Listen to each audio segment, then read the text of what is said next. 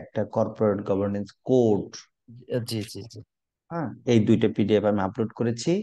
আমারটা এখনো করিনি বিকজ মানে my material is under the construction. Okay আমি স্যার, ক্লাস ওকে। নিচ্ছি, ক্লাসের ফাঁকে ফাঁকে জিনিসগুলোকে আপডেট করছি, যত বেশি রিসোর্স ফুল করা যায় আমি ট্রাই করছি। দেয়ারফর আমারটা একটু লেটে পাবেন, হ্যাঁ। আচ্ছা, তো ওকে স্যার। সমস্যা নাই, আমরা আগাতে থাকি। আমার ম্যাটেরিয়ালস নিয়ে আপনাদের ওরিড হওয়ার কিছু নাই, এটা আমি দিয়ে দিব, এটা আপনাদেরকে চাইতে হবে না। ঠিক আছে। Okay sir. Okay.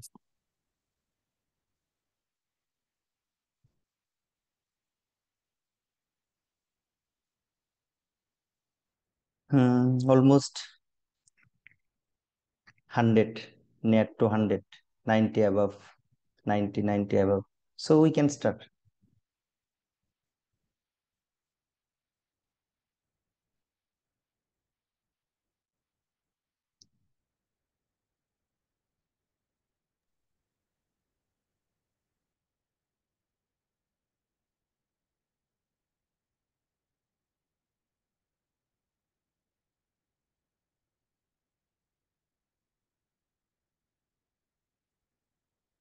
Okay, can you see my screen? Yes, Yes, sir. sir. Yes, sir. Okay, actually, I will try to cover all the Ramesh, contents. অল্প নাও, অল্প নিয়ে Please ঢেলে নাও। এখন request দরকার নাই, all খেলো, of পরে you হাত to ধুয়ে নিও। to to to off your microphone. একদম বিসমিল্লাহ, আমি আটকে গিয়েছি। লাস্ট ক্লাসে বলেছি প্লিজ আপনি মাইক্রোফোন অফ রাখবেন, সবাই মাইক্রোফোনটা অফ রাখেন, মিউট রাখেন। অনলাইন ক্লাসের বড় ইন্টারাপশন, বড় ডিস্ট্রাকশনটা হচ্ছে এই মাইক্রোফোনটা আনমিউট থাকা, যার ফলে যেহেতু আমরা ফ্যামিলি এনভায়রনমেন্ট থেকে যুক্ত হই, এই নয়েজ গুলো চলে আসে। ঠিক আছে, okay, thank you. Actually I will try to Hello, sir. cover Sorry, all the sorry to contents. interrupt. Can you hear me? Yeah, please. Sir, এটা কোন বইটা ফলো করছি আমরা? এটা কি ICMAB ম্যানুয়াল নাকি ICAB ম্যানুয়াল অথবা? Actually, I start with the manual of the ICMAB, but you may also collect another two books uh, which are recommended in the syllabus of the ICMAB. Like, can you see the screen? Tricker Bob, Yes, I Corporate can see. Governance, Principle, Policy and Practice, and and another, not this one. I will suggest Corporate Governance, Robert A. Monks and Neil Mino. Just first two books you may collect and follow. Okay, And as thank well you. as I will also supply some materials that will be enough to pass or qualify this course. Okay, Okay. thank you. Thank you, Thank sir. you. Okay, but our base and our foundation, just we will suppose the manual of the ICMAB, because ICMAB manual is consist of all the contents and syllabus of the ICMAB, right? So covering all the syllabus of the ICMAB. Therefore, this manual consists of 534 page. It's so long, right? So just we will follow the contents of the manual, but we will learn in our own way. Clear? Then I will give you the Yes, floor sir. to ask me. Then you will ask me. If you have any query during my class, during my lecture, then just you will note down. And I will provide the time when you will ask me. Then one after another you will query me, right? But during my lecture, during my delivering the lecture, please don't uh, query or ask any questions, then my lecture will be disrupted. As a result, we cannot continue. We will not be able to finish our courses within the stipulated classes. Only we are allowed to 20 classes to complete our total course. Total course, I mean corporate governance part. Okay. So we will take the contents of the manual and we will learn the contents in our own way, right? So firstly, we can see the concept of governance and its essential principles. Then theoretical aspect of corporate governance, development of corporate governance code, cases in corporate governance failure and current trend issues, and last one, corporate governance of family business. These are the 5 topics, and we have also some subtopics. I will try to cover these 5 topics by my 3 lectures, 3 classes. So I will also provide the course outline, and with the number of classes you will get end of the class or tomorrow or next week. Then you can take the preparation in which classes which topic will be discussed. Okay, so just formally we can start the meaning and definition of corporate governance. Just we will take the topic from the ICMB manual and we will learn in our own way.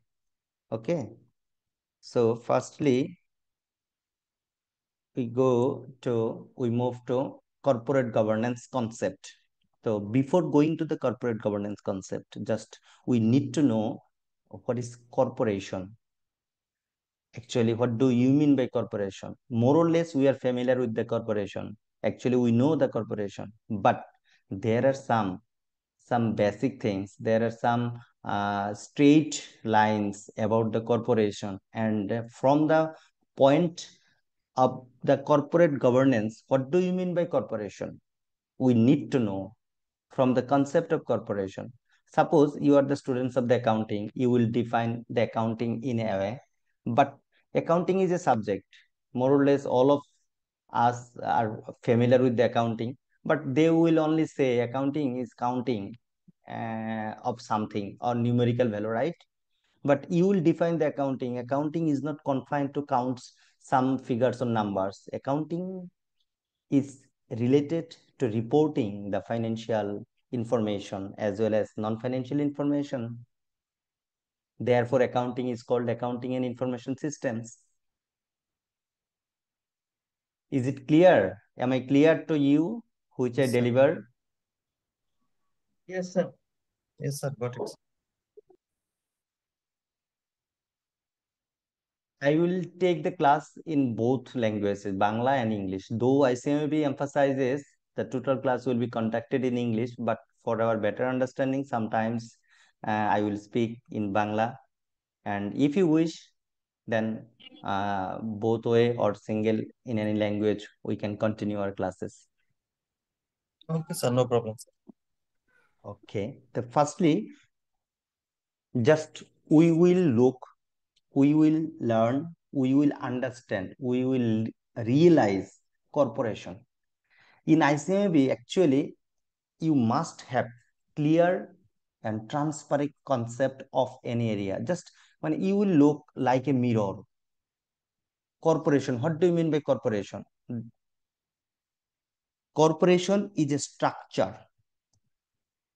Actually, I can conduct my classes by PowerPoint presentation, but PowerPoint presentation basically summarizes the class lecture, which be difficult to understand you. Therefore, I have chose the doc file, or any time I may open the Excel file so that elaborately we can discuss with each other, right? So Okay, sir. firstly, what do you mean by corporation? Corporation is a structure. Corporation is a structure established by law. Established by law. It's important. In our last class, I have given some concept established by law to allow different parties. To allow different parties. to contribute capital, to allow different parties. Different parties, it's important. Expertise, one of the parties.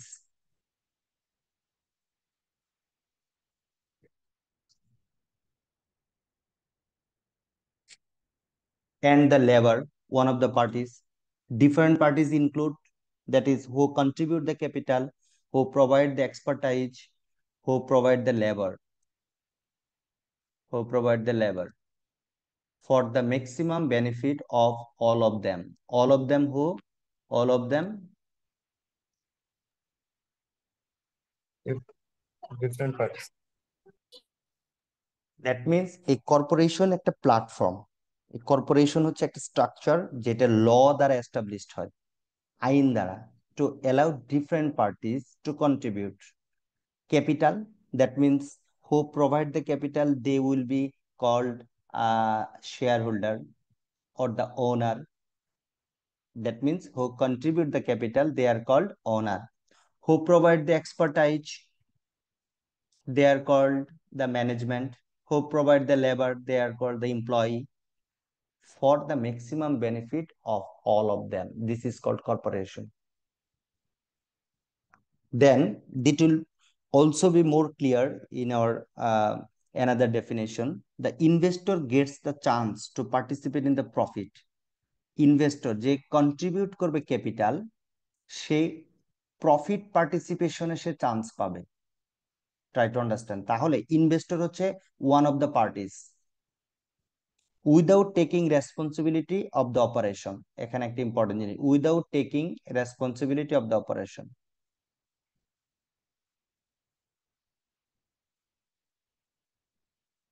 আমি একটু কর্পোরেশনের ক্ষেত্রে একটু বেশি সময় নেব, এইটা যদি আমাদের খুব ক্লিয়ার হয় দেন পরবর্তীতে আমাদের আরো অনেক দ্রুত ক্লিয়ার হবে।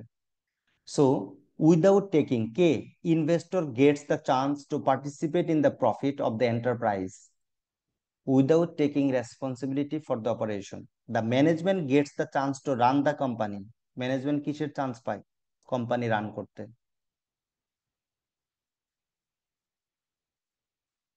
আর ইনভেস্টর চান্স পায়, Gates the chance to participate in the profit without taking the responsibility of personally provided the fund. দেখেন, যারা ম্যানেজমেন্টে আছে তারা কিন্তু কোনো পার্সোনালি ফান্ড দেয় না। ফান্ড দেয় কে? ফান্ড দেয় ইনভেস্টর। ইনভেস্টর ফান্ড দিয়ে কি পায়? সে তার প্রফিট পার্টিসিপেশনে সে চান্স পায়। আর ম্যানেজমেন্ট, সে চান্স পায় কোথায়? কোম্পানি রানের ক্ষেত্রে। In order to make both of this possible, the shareholders have limited liability. Shareholders have limited liability. এটা একটা গুরুত্বপূর্ণ line. Limited involvement in the company affairs, তাদের লিমিটেড ইনভলভমেন্ট আছে কোম্পানি অ্যাফেয়ার্সে, এটাও true. That involvement includes at least in theory the right to elect directors. তাদের ইনভলভমেন্টের মধ্যে কি? তারা ডিরেক্টরস ইলেক্ট করে। And the fiduciary obligation of the directors. Fiduciary obligation of the ডিরেক্টরসটা কি? এটা হচ্ছে ডিরেক্টরের যে legal responsibility and ethical responsibility, legal and ethical responsibility of the directors.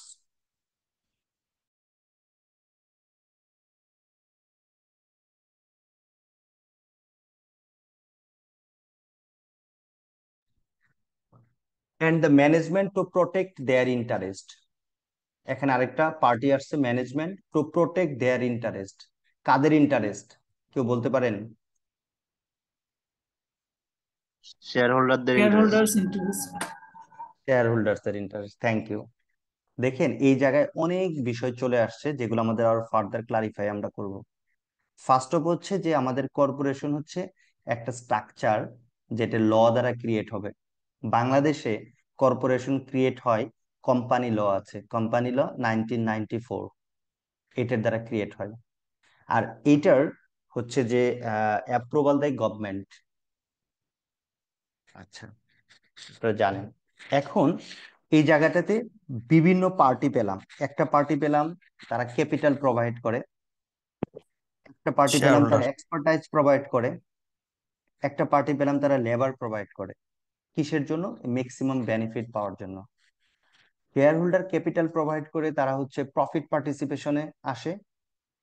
R management তারা কোম্পানি রানে, কোম্পানি কন্ডাকশনের ক্ষেত্রে তারা সুযোগ পেয়ে থাকে, কিন্তু তাদের কোনো পার্সোনালি কোনো ফান্ড তারা প্রোভাইড করে না। এখন এই জায়গাটাতে শেয়ার হোল্ডারের হচ্ছে লিমিটেড লাইবিলিটি। লিমিটেড লাইবিলিটি শব্দটা একটু বলি। শেয়ার হোল্ডার যতটুকু কন্ট্রিবিউট করবে ততটুকুই তার লাইবিলিটি। তার পার্সোনাল কোনো অ্যাসেট, পার্সোনাল কোনো কিছু লায়েবল হবে না। শেয়ার হোল্ডার্স যতটুকু কন্ট্রিবিউট করবে, যেখানে কন্ট্রিবিউট দ্য ক্যাপিটাল, যতটুকু ক্যাপিটাল কন্ট্রিবিউট করবে ততটুকুই তার লায়েবল হবে। আপনারা জানেন যে অর্গানাইজেশন তিন ধরনের হয়ে থাকে। একটা হচ্ছে সোল ট্রেডারশিপ, পার্টনারশিপ, আরেকটা হচ্ছে কর্পোরেশন বা কোম্পানি। তো এগুলো আপনারা পড়েছেন, আপনারা অনেকেই বিজনেস ব্যাকগ্রাউন্ডের বা এই জিনিসগুলো ক্লিয়ার। আমি সংক্ষেপে একটু বলি যে সোল ট্রেডারশিপ কি, যেখানে আপনার ওনারশিপ আর হচ্ছে অর্গানাইজেশনের মধ্যে কোনো ডিফারেন্স নাই। আর পার্টনারশিপের ক্ষেত্রে একটু ডিফারেন্স আছে, কিন্তু এর লিগ্যাল আইডেন্টিটি নাই। বাট কর্পোরেশনের ক্ষেত্রে হচ্ছে যে তার আর্টিফিশিয়াল,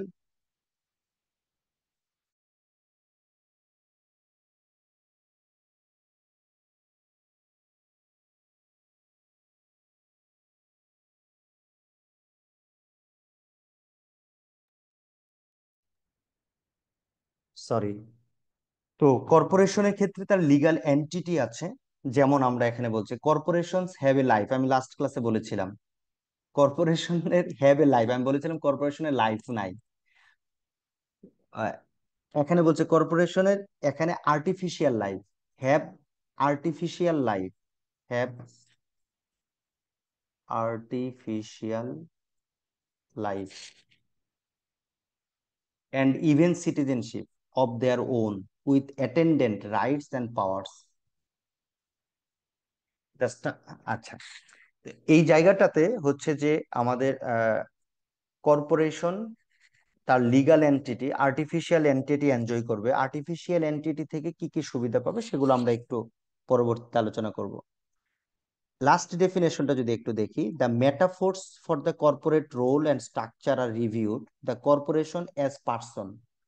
ক্লাসে বলেছিলাম, মানে ফার্স্ট ক্লাস যেটা আমরা করেছিলাম, বলেছিলাম যে কর্পোরেশন একটা person, as complex adaptive system, as Nexus of contract. এই জিনিসটা যদি আমি একটু এক্সপ্লেইন করি, নেক্সাস অফ কন্ট্রাক্ট। দেখেন একটা কর্পোরেশনের সাথে কারা কন্ট্রাক্ট করে, কারা কমিউনিকেট করে? শেয়ার হোল্ডার সে ইনভেস্ট করবে, ক্রেডিটর সে ক্রেডিট দেবে, সাপ্লায়ার প্রোডাক্ট দেবে, ব্যাংকার লোন দেবে। তো এই যে যে বিভিন্ন পার্টি, তাদের একটা Nexus of the contract,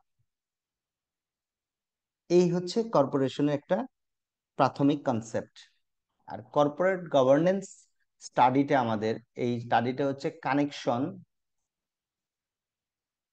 of those relationship. কোন relationship? Share holder, management, supplier, government, তাদের রিলেশনশিপের স্টাডিটা, এটি হচ্ছে আমাদের corporate governance to the corporation and to one another.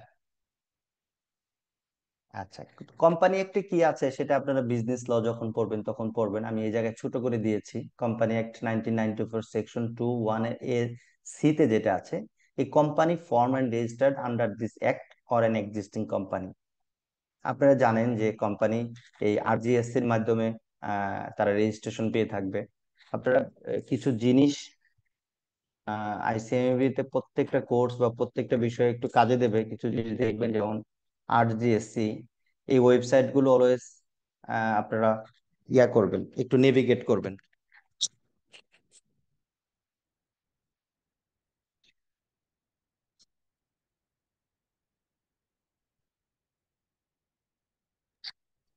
Sir এখন যে স্যার এসব আপনি যে জায়গায় কিছু তথ্য স্যার সবসময় আপনি পাবেন। এখন যে ম্যাটেরিয়াল থেকে পড়াচ্ছেন ওটা কি আমাদের সাথে শেয়ার করেছেন স্যার? আমরা কি পাবো স্যার এটা? না, এখনো আমি শেয়ার করিনি, এগুলো আমি শেয়ার করব পরবর্তীতে। আমি এখন কিছু ওয়েবসাইট একটু দেখাচ্ছি, যে জায়গাতে আপনারা সবসময় কিছু মেটেরিয়ালস পাবেন। তার মধ্যে একটা হচ্ছে RGSC, sir English thank you করে স্যার। দেবেন, office of the registrar of joint stock company and firms. এখানে অবশ্যই টোটাল আইসিএমবি লাইফে যত কোর্স পাবেন, কোনো না কোনো কোর্সে এই জায়গাতে আপনাকে একটু আসতে হবে জানার জন্য। এটা একটা। আরেকটা হচ্ছে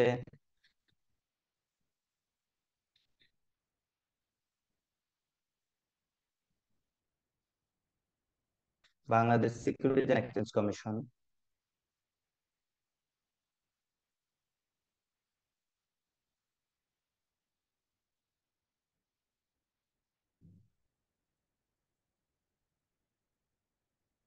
নেট মনে হচ্ছে স্লো, এই ওয়েবসাইট গুলো তো একটু জাস্ট সময় নেই।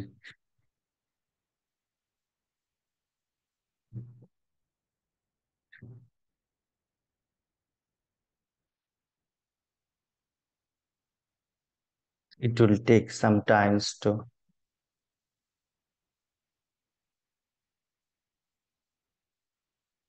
I think that এখানে প্রচুর ইনফরমেশন আছে, আপনারা পাবেন। একটু মাঝে মাঝে আপনারা জাস্ট নেভিগেট করবেন, দেখবেন আপনার যেটা প্রয়োজন সেটা নিবেন। যেমন এই জায়গায় সিকিউরিটি ল আছে, securities law rules and regulation, security related ordinance act rules. এখানে কর্পোরেট গভর্নেন্স কোডটা এই জায়গাতেই আছে। জাস্ট এই জায়গাগুলো একটু আপনারা নেভিগেট করবেন, এখানে আপনারা প্রচুর তথ্য পাবেন। ইকুইটি, কিভাবে ইকুইটি রেজ করে, IPO RPO, এগুলো অন্যান্য কোর্সে অনেক সময় মানে আর কি আপনারা পেয়ে থাকবেন। ডেট ফান্ড রিলিস্টিং, প্রচুর ইনফরমেশন এই জায়গাতে আছে, এখানে পাবেন। বাংলাদেশ ব্যাংকে কখনো কখনো পাবেন। তারপরে ঢাকা স্টক এক্সচেঞ্জ, সেখানে কিছু ইনফরমেশন পাবেন। ঠিক আছে, তো এগুলো আপনারা মাঝে মাঝে একটু দেখবেন। আচ্ছা, এখানে এই যে কোম্পানি অ্যাক্ট যে বলছে, company form and registered under this act or N existing company, এটার একটু এক্সপ্লেনেশন আমি দেওয়ার চেষ্টা করেছি অ্যাকচুয়ালি কি। Company form and registered under this act, এই অ্যাক্টে একটা কোম্পানি ফর্ম হবে, রেজিস্টার্ড হবে, দ্যাট মিনস এর একটা লিগাল এন্টিটি থাকবে, that is registered under the companies act 1994। It has separate legal entity from its ওনার, এটা একটা গুরুত্বপূর্ণ কথা। ফ্রম ইটস ওনার, মালিক থেকে এর একটা সেপারেট লিগাল এন্টিটি থাকবে। Meaning it can own property. It কাকে মিন করেছে বলেন তো, ইট কাকে বুঝিয়েছে? কোম্পানিকে। এক্স্যাক্টলি। তার মানে শেয়ার হোল্ডারের নামে কোনো প্রপার্টি ওন হবে না, কোম্পানির নামে প্রপার্টি ওন হবে। Enter into contracts, it it it can enter into contracts, তার মানে কোম্পানি কিন্তু কন্ট্রাক্ট করবে, শেয়ার হোল্ডার না। ইট ক্যান সিউ, এটা মামলা করতে পারবে। It can be suede independently, তার বিরুদ্ধেও স্বাধীনভাবে মামলা করা যায়। দিস ইজ দ্য র fact of the company or the corporation. এটা একদম ভেরি ক্রিস্টাল ক্লিয়ার, এই কনসেপ্টটা থাকতে হবে। আচ্ছা, নেক্সট 4 ক্যারেক্টারিস্টিক্স যেটা আমি সেট করেছি কর্পোরেশনকে আরেকটু বোঝার জন্য, যে কর্পোরেশন বলতে আমরা কি বুঝবো বা একটা কোম্পানি বলতে কি বুঝবো। প্রথমটা হচ্ছে যে লিমিটেড লাইবিলিটি ফর ইনভেস্টর, ইনভেস্টরদের লিমিটেড লাইবিলিটি থাকবে। যেমন পার্টনারশিপ ফার্মের ক্ষেত্রে বা সোল ট্রেডারশিপের ক্ষেত্রে আপনি দেখে থাকবেন যে তার পার্সোনাল প্রপার্টিও লায়াবল হয়, কিন্তু কর্পোরেশন বা কোম্পানির ক্ষেত্রে একজন ইনভেস্টর যতটুকু শেয়ার কিনবে ততটুকুই লায়াবল থাকবে। কোম্পানি যদি কখনো ব্যাংক্রাফট হয়, কোম্পানি যদি কখনো মানে ওয়েন্ডিং আপ হয়, শুধুমাত্র তার ইনভেস্টরের ইনভেস্টমেন্টটুকুই লায়াবল থাকবে। এই কারণে বলে এটা লিমিটেড লাইবিলিটি। এই কারণে কিন্তু আমাদের প্রত্যেকটা কোম্পানির শেষে লেখা ছিল যে Rupali bank limited, prime bank limited, যদিও রিসেন্টলি এটা চেঞ্জ করেছে, পাবলিক লিমিটেড কোম্পানি করেছে, PLC করেছে, আপনারা দেখেছেন তাই না? জি স্যার। দেন 2 নম্বর ক্যারেক্টারিস্টিক্স হচ্ছে free transferability of investor interest. Free transferability of investor interest, investor যে ইনভেস্ট করবে তার যে ইন্টারেস্টটা সেটা freely and easily they can transfer.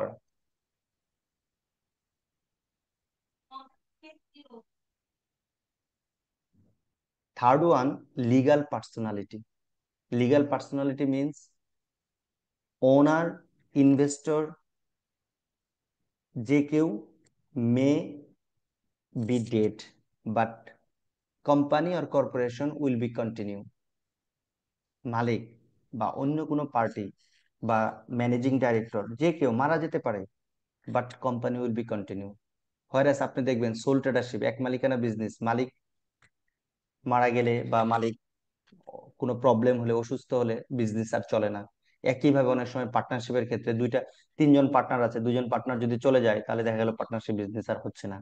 But in cage of the corporation, in cage of the company, এখানে তার নিজস্ব লিগ্যাল পার্সোনালিটি আছে, যার ফলে যদি ওনার, ইনভেস্টর তারা যদি কখনো চলে যায় বা তারা যদি বা তাদের মৃত্যুতে বা তাদের অন্য কোনো সমস্যাতে, তার কোম্পানির কখনো ডিসলভ হবে না।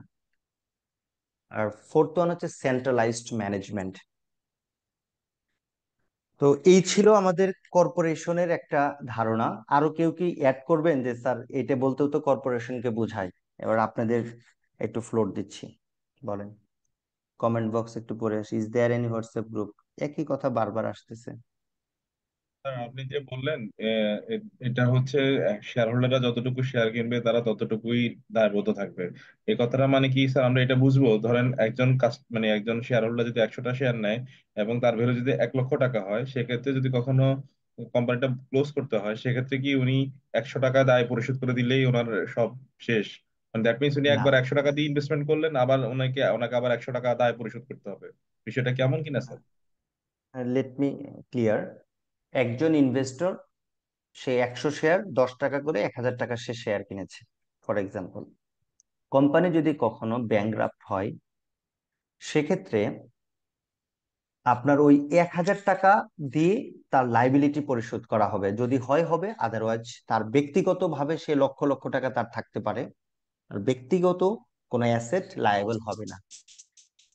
বিষয়টা ক্লিয়ার স্যার, ধন্যবাদ। ক্লিয়ার? জি স্যার, ধন্যবাদ।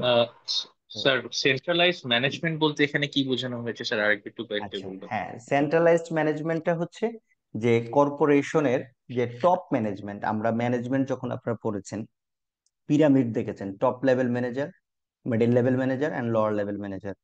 তো এই এই আপনার এই টোটাল একটা কোম্পানির ম্যানেজমেন্টটা ডাইভার্সিফাইড না, মানে বিভিন্ন জায়গায় না, এটা একদম টপ থেকে এই ম্যানেজমেন্টটা হবে। এই কারণে বলছে এটাকে সেন্ট্রালাইজড ম্যানেজমেন্ট, মানে ডিসেন্ট্রালাইজড না, মানে ম্যানেজমেন্ট কখনো বটম লেভেল থেকে হবে না, ম্যানেজমেন্ট হবে টপ লেভেল থেকে। তো এটা আমি একটু কেন কম বলেছি, এটা নিয়ে আমাদের আরো একটু ডিটেইল আছে, দেয়ারপর আমি এই জায়গায় একটু লেস ইম্পর্টেন্স দিয়েছি। ওই জায়গাগুলোতে আপনার এই কনসেপ্ট আরো ক্লিয়ার হয়ে যাবে। স্যার একটা কোয়েশ্চেন ছিল। শিওর। কর্পোরেশন এন্ড কোম্পানি দুইটা কি সেম সেম জিনিস? জিনিস, জাস্ট সিনোনিম। আমি লাস্ট মানে ওকে আমাদের যে প্রিভিয়াস ক্লাসে আমি বলেছিলাম। স্যার সো এখানে আমরা লিমিট এবার মুভ করি। ফর ইনভেস্টর যেটা বলছেন স্যার, এখানে তো তো পাবলিক লিমিটেড কোম্পানির ক্ষেত্রে আনলিমিটেডেরও একটা অপশন আছে, আনলিমিটেড লাইবিলিটি বেয়ার করার সুযোগ আছে, এটা হচ্ছে বিষয় স্যার আহ, পাবলিক কোম্পানির আসলে ক্ষেত্রে। হ্যাঁ, কোম্পানির ক্লাসিফিকেশনে একটা জায়গায় একটা শেয়ারের একটা আছে, মানে এক ধরনের শেয়ার আছে। আমি আপনারা এটা পড়বেন বিজনেস লতে, বাট ইন জেনারেল কনসেপ্ট যেটা, সেটা এই জায়গাটাতে আমরা শেয়ার করছি। এবার এটাই এটাই কনসেপ্ট, আর ওইটা হচ্ছে একটা স্পেশাল, ওই ধরনের শেয়ার আসলে বাস্তবে নেই, okay sir, thank theoretically you. আছে, বাট সেটা আমাদেরকে জানতে হবে। হুম। তো সেক্ষেত্রে আপনারা যখন ওই যে বিজনেস ল পড়বেন, বিজনেস লতে এটা আরো ডিটেইল পাবেন।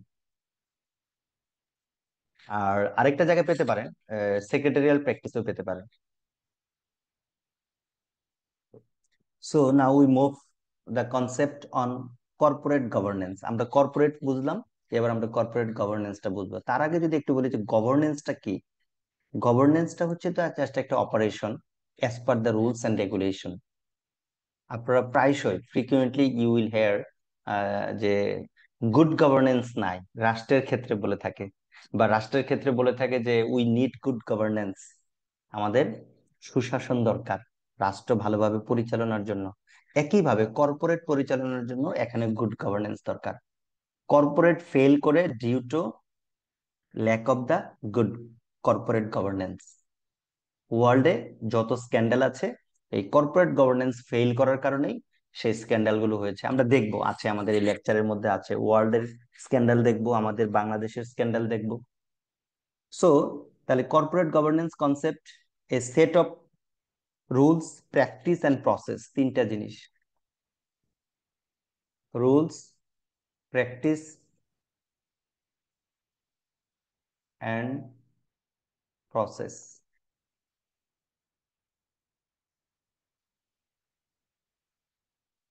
Corporate governance refers to the system of rules, practice, and process by which a company is directed.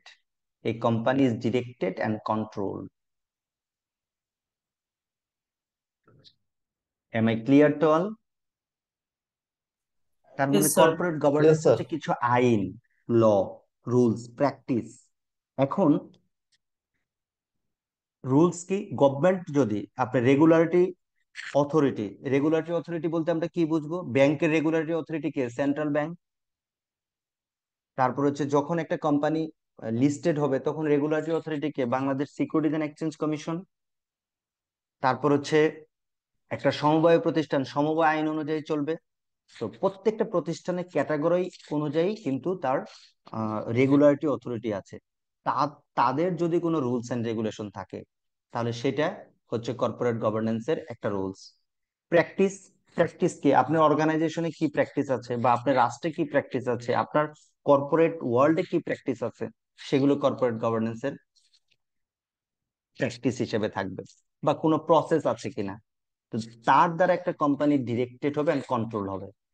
It ensures, that means corporate governance ensures a balance between interest of the company's stakeholder, including shareholders, management, customers, suppliers, financiers, government, and the community. আচ্ছা, এই জায়গায় আমি একটু detail আলোচনা করব যে share holder নিয়ে। একটা কোম্পানিতে শেয়ার হোল্ডার কিভাবে হয়? ওই কোম্পানির শেয়ার পারচেজ করে হয়। আচ্ছা, শেয়ার হোল্ডার কোম্পানি পারচেজ করে, আমরা এর আগে দেখে আসছি, সে তার প্রফিট পার্টিসিপেশনে সে রাইটস থাকবে তার। দ্যাট মিনস সে ডিভিডেন্ড পাবে।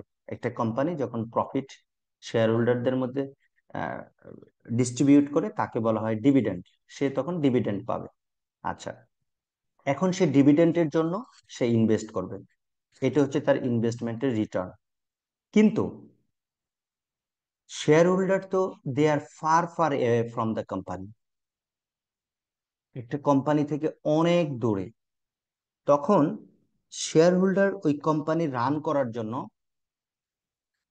কিছু ব্যক্তিকে তারা এমপ্লয় করে, তারা ওই কোম্পানিটা রান করবে, তাদেরকে আমরা বলছি ম্যানেজমেন্ট। তার মানে ম্যানেজমেন্ট কোম্পানিকে রান করবে। এখন ম্যানেজমেন্ট যখন কোম্পানিকে রান করবে, কিভাবে রান করবে? ম্যানেজমেন্ট কোম্পানিকে রান করবে the best interest of the shareholder. Share হোল্ডারের যে ইন্টারেস্ট আছে সেটাকে ইনটেক রেখে, সেটাকে প্রায়োরিটি দিয়ে, শেয়ার হোল্ডারের ইন্টারেস্টকে ম্যাক্সিমাম প্রায়োরিটি দিয়ে they will run the corporation. But সেটা যদি দিয়ে থাকে তাহলে শেয়ার হোল্ডার তাদের রিটার্ন বেশি পাবে। কিন্তু ম্যানেজমেন্টের এই জায়গায় একটা প্রবলেম আছে, সেটা আমরা একটু পরে আসছি আলোচনায়। তো কর্পোরেট গভর্নেন্সটা কি করবে? কর্পোরেট গভর্নেন্সের মধ্যে কিছু রুলস আছে, কিছু প্র্যাকটিস আছে, কিছু প্রসেস আছে, যেটা বাস্তবায়িত হলে শুধু শেয়ার হোল্ডার না, স্টেক হোল্ডার যারা আছে, এখন শেয়ার হোল্ডার আর স্টেক হোল্ডারের ডিফারেন্স আপনারা জানেন। শেয়ার হোল্ডার হচ্ছে শুধুমাত্র শেয়ার হোল্ডিং এর দ্বারা শেয়ার হোল্ডার হয়, আর যাদেরই ইন্টারেস্ট আছে অর্গানাইজেশনে বা কর্পোরেশনে তারাই স্টেক হোল্ডার। যেমন ম্যানেজমেন্টের ইন্টারেস্ট আছে, কাস্টমারের ইন্টারেস্ট আছে, সাপ্লায়ার ইন্টারেস্ট আছে, ফাইন্যান্সিয়ারের ইন্টারেস্ট আছে, গভর্নমেন্টের ইন্টারেস্ট আছে, and as well the community society, তাদেরও ইন্টারেস্ট আছে। So they are the stakeholder. তো স্টেক হোল্ডার হচ্ছে ব্রডার কনসেপ্ট। তো এই সবার ইন্টারেস্টার ব্যালেন্স কোথায় ঘটবে? কর্পোরেট গভর্নেন্সে ঘটবে। আমি সময় দেব, আমি আবারও বলছি, কর্পোরেট গভর্নেন্সের রুলস, প্র্যাকটিস এন্ড প্রসেস এমন ভাবে তৈরি হবে যার ফলে আমার স্টেক হোল্ডারের ইন্টারেস্ট কি হবে, ব্যালেন্স হবে, যেখানে শেয়ার হোল্ডার বেনিফিটেড হবে ম্যাক্সিমাম, ম্যানেজমেন্ট বেনিফিটেড হবে ম্যাক্সিমাম, কাস্টমার হবে, সাপ্লায়ার হবে, ফিনান্সিয়ার হবে, গভর্নমেন্ট হবে, এন্ড দ্য কমিউনিটি সোসাইটিও হবে। এইভাবে কর্পোরেট গভর্নেন্সটা আমাদের কাজ করবে। হ্যাঁ প্লিজ বলেন।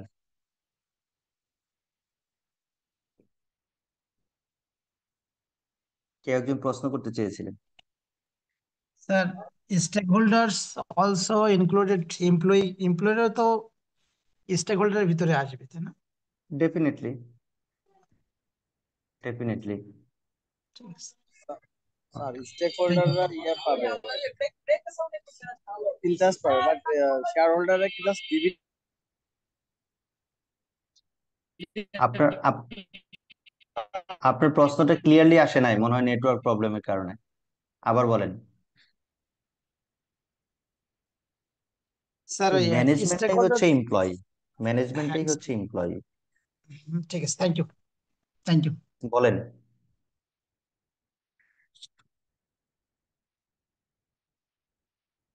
এখন তাহলে কর্পোরেট গভর্নেন্সটা আমরা কেন দরকার বা কেন এটা আমরা এস্টাবলিশ করব? দেখেন, corporate governance establishes a framework for achieving the company objectives. Company objectives achieve করার জন্য আমরা কর্পোরেট গভর্নেন্সটা এস্টাবলিশ করব, while maintaining the accountability, fairness, transparency in its relationship with all stakeholder.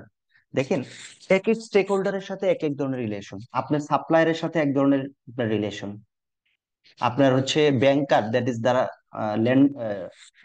Lender যারা আছে তাদের সাথে আপনি এক ধরনের রিলেশন, আপনার হচ্ছে কাস্টমারের সাথে এক ধরনের রিলেশন, আপনার হচ্ছে শেয়ার হোল্ডারের সাথে আরেক ধরনের রিলেশন। তো এই যে টোটাল রিলেশনশিপের অ্যাকাউন্টেবিলিটি, ফেয়ারনেস এন্ড ট্রান্সপারেন্সি, এইটাকে মেনটেইন করে কোম্পানির অবজেক্টিভ অ্যাচিভ করার জন্য কর্পোরেট গভর্নেন্স করা হয়, এই রুলস এন্ড রেগুলেশনটা করা হয়। এক কথায় যে corporate governance framework will direct the corporation, how corporation will be conducted, maintaining the interest of all stakeholders. Effective corporate governance, দেখেন ইফেক্টিভ কর্পোরেট গভর্নেন্স একদম জিস্ট কথাগুলো আমি এই জায়গাটাতে দিয়েছি। Effective corporate governance enhances investor confidence, ইনভেস্টরের confidence বাড়াবে, minimise corporate risk, কর্পোরেটের রিস্ককে কমাবে, একদম মিনিমাইজ করবে, and promotes financial sustainability, financial সাস্টেনেবিলিটিকে বাড়াবে। ইফেক্টিভ কর্পোরেট গভর্নেন্স তিনটা জিনিস। শুনেন, আপনাদের কিন্তু এমসিকিউ কোশ্চেন আছে, ট্রু অর ফলস আছে, ঠিক আছে, কেস স্টাডি আছে। তা আজকে দেখি আমি কতটুকু আলোচনা করতে পারি, আমি ওগুলোর স্যাম্পল একটু আমি দেখানোর চেষ্টা করব। সেই সাথে একটু থাকেন ক্লাসে আমার সাথে উইথ ফুল অ্যাটেনশন, তাহলে আমাদের ইজি হবে। দেখেন এখানে বলছে কি, effective corporate governance enhances investor confidence, minimise corporate risk and promotes financial sustainability. Just আপনাদের মানে একটু জানাচ্ছি যে আপনারা তো এখনো এক্সাম দেন নাই, আপনারা একাডেমিক সবাই পাশ করে আসছেন, বিবিএ এমবিএ করে আসছেন, হয়তো অন্য ব্যাকগ্রাউন্ড থেকেও আসছেন। একটু বলি, সেটা হচ্ছে যে এখানে কোনো অযাচিত কথা বা লেস ইম্পর্টেন্ট কথা পরীক্ষা হলে লেখার দরকার নেই, পেজ বাড়ানোর কোনো দরকার নেই, একদম জিস্ট কনস্ট্রাকটিভ যে কথাগুলো আছে সেগুলো লিখলেই হবে। আচ্ছা, অযাচিত কথা কেমন হতে পারে? একটা কোশ্চেন থাকতেই পারে যে স্যার আসলে, যেমন কর্পোরেটের যদি ডেফিনেশন বলা হয় যে হোয়াট ইজ কর্পোরেশন, আপনি প্রথম লাইনটাই বললেন যে corporation is very essential for a country. এটা একটা আননেসেসারি কথা, দরকার নাই। এগুলো একাডেমিকে লেখা হয় বা লেখে, এগুলো এই প্রফেশনালে এসে এগুলো লিখবেন না, একদম কাম টু দা পয়েন্ট, পয়েন্টে লিখবেন। আমি সেদিন বলেছিলাম যে প্রথমে আপনি আনসার দিবেন, পরে আনসারটাকে আপনি এক্সপান্ড করবেন, তারপর আপনি এক্সাম্পল দিয়ে শেষ করবেন। দ্যাটস এনাফ, বেশি লেখার কোনো দরকার নেই। খুবই মানে নিট এন্ড ক্লিন ভাবে আপনি জাস্ট কোশ্চেনের ডাইরেক্ট আনসার দিবেন, আনসারটাকে একটু এক্সপান্ড করবেন, তারপরে আপনি এক্সাম্পল দিবেন, এইভাবে করবেন। আচ্ছা, তো এখানে কর্পোরেট গভর্নেন্স, ইফেক্টিভ কর্পোরেট গভর্নেন্সের তিনটা জিনিস বলেছি। একটা হচ্ছে ইনভেস্টরের কনফিডেন্সকে বাড়াবে, মিনিমাইজ দ্য কর্পোরেট রিস্ক, কর্পোরেটের যতগুলো রিস্ক আছে আমরা সেগুলো, একটা চ্যাপ্টারই আছে আমাদের কর্পোরেট রিস্ক নিয়ে, একটা চ্যাপ্টার আছে আমাদের এখানে। তো এই কারণে এখানে আমি বেশি আলোচনা করব না, কত ধরনের রিস্ক আছে, রিস্ক গুলো কিভাবে আসতে পারে। কর্পোরেট গভর্নেন্স যদি ইফেক্টিভ থাকে এই রিস্ক মিনিমাইজ হয়, আর কর্পোরেট গভর্নেন্স থাকলে ফাইন্যান্সিয়াল সাস্টেনেবিলিটি বাড়ে। তো সাস্টেনেবিলিটি আমরা জানি। আচ্ছা, এই পর্যন্ত কোনো প্রশ্ন আছে কিনা বলেন।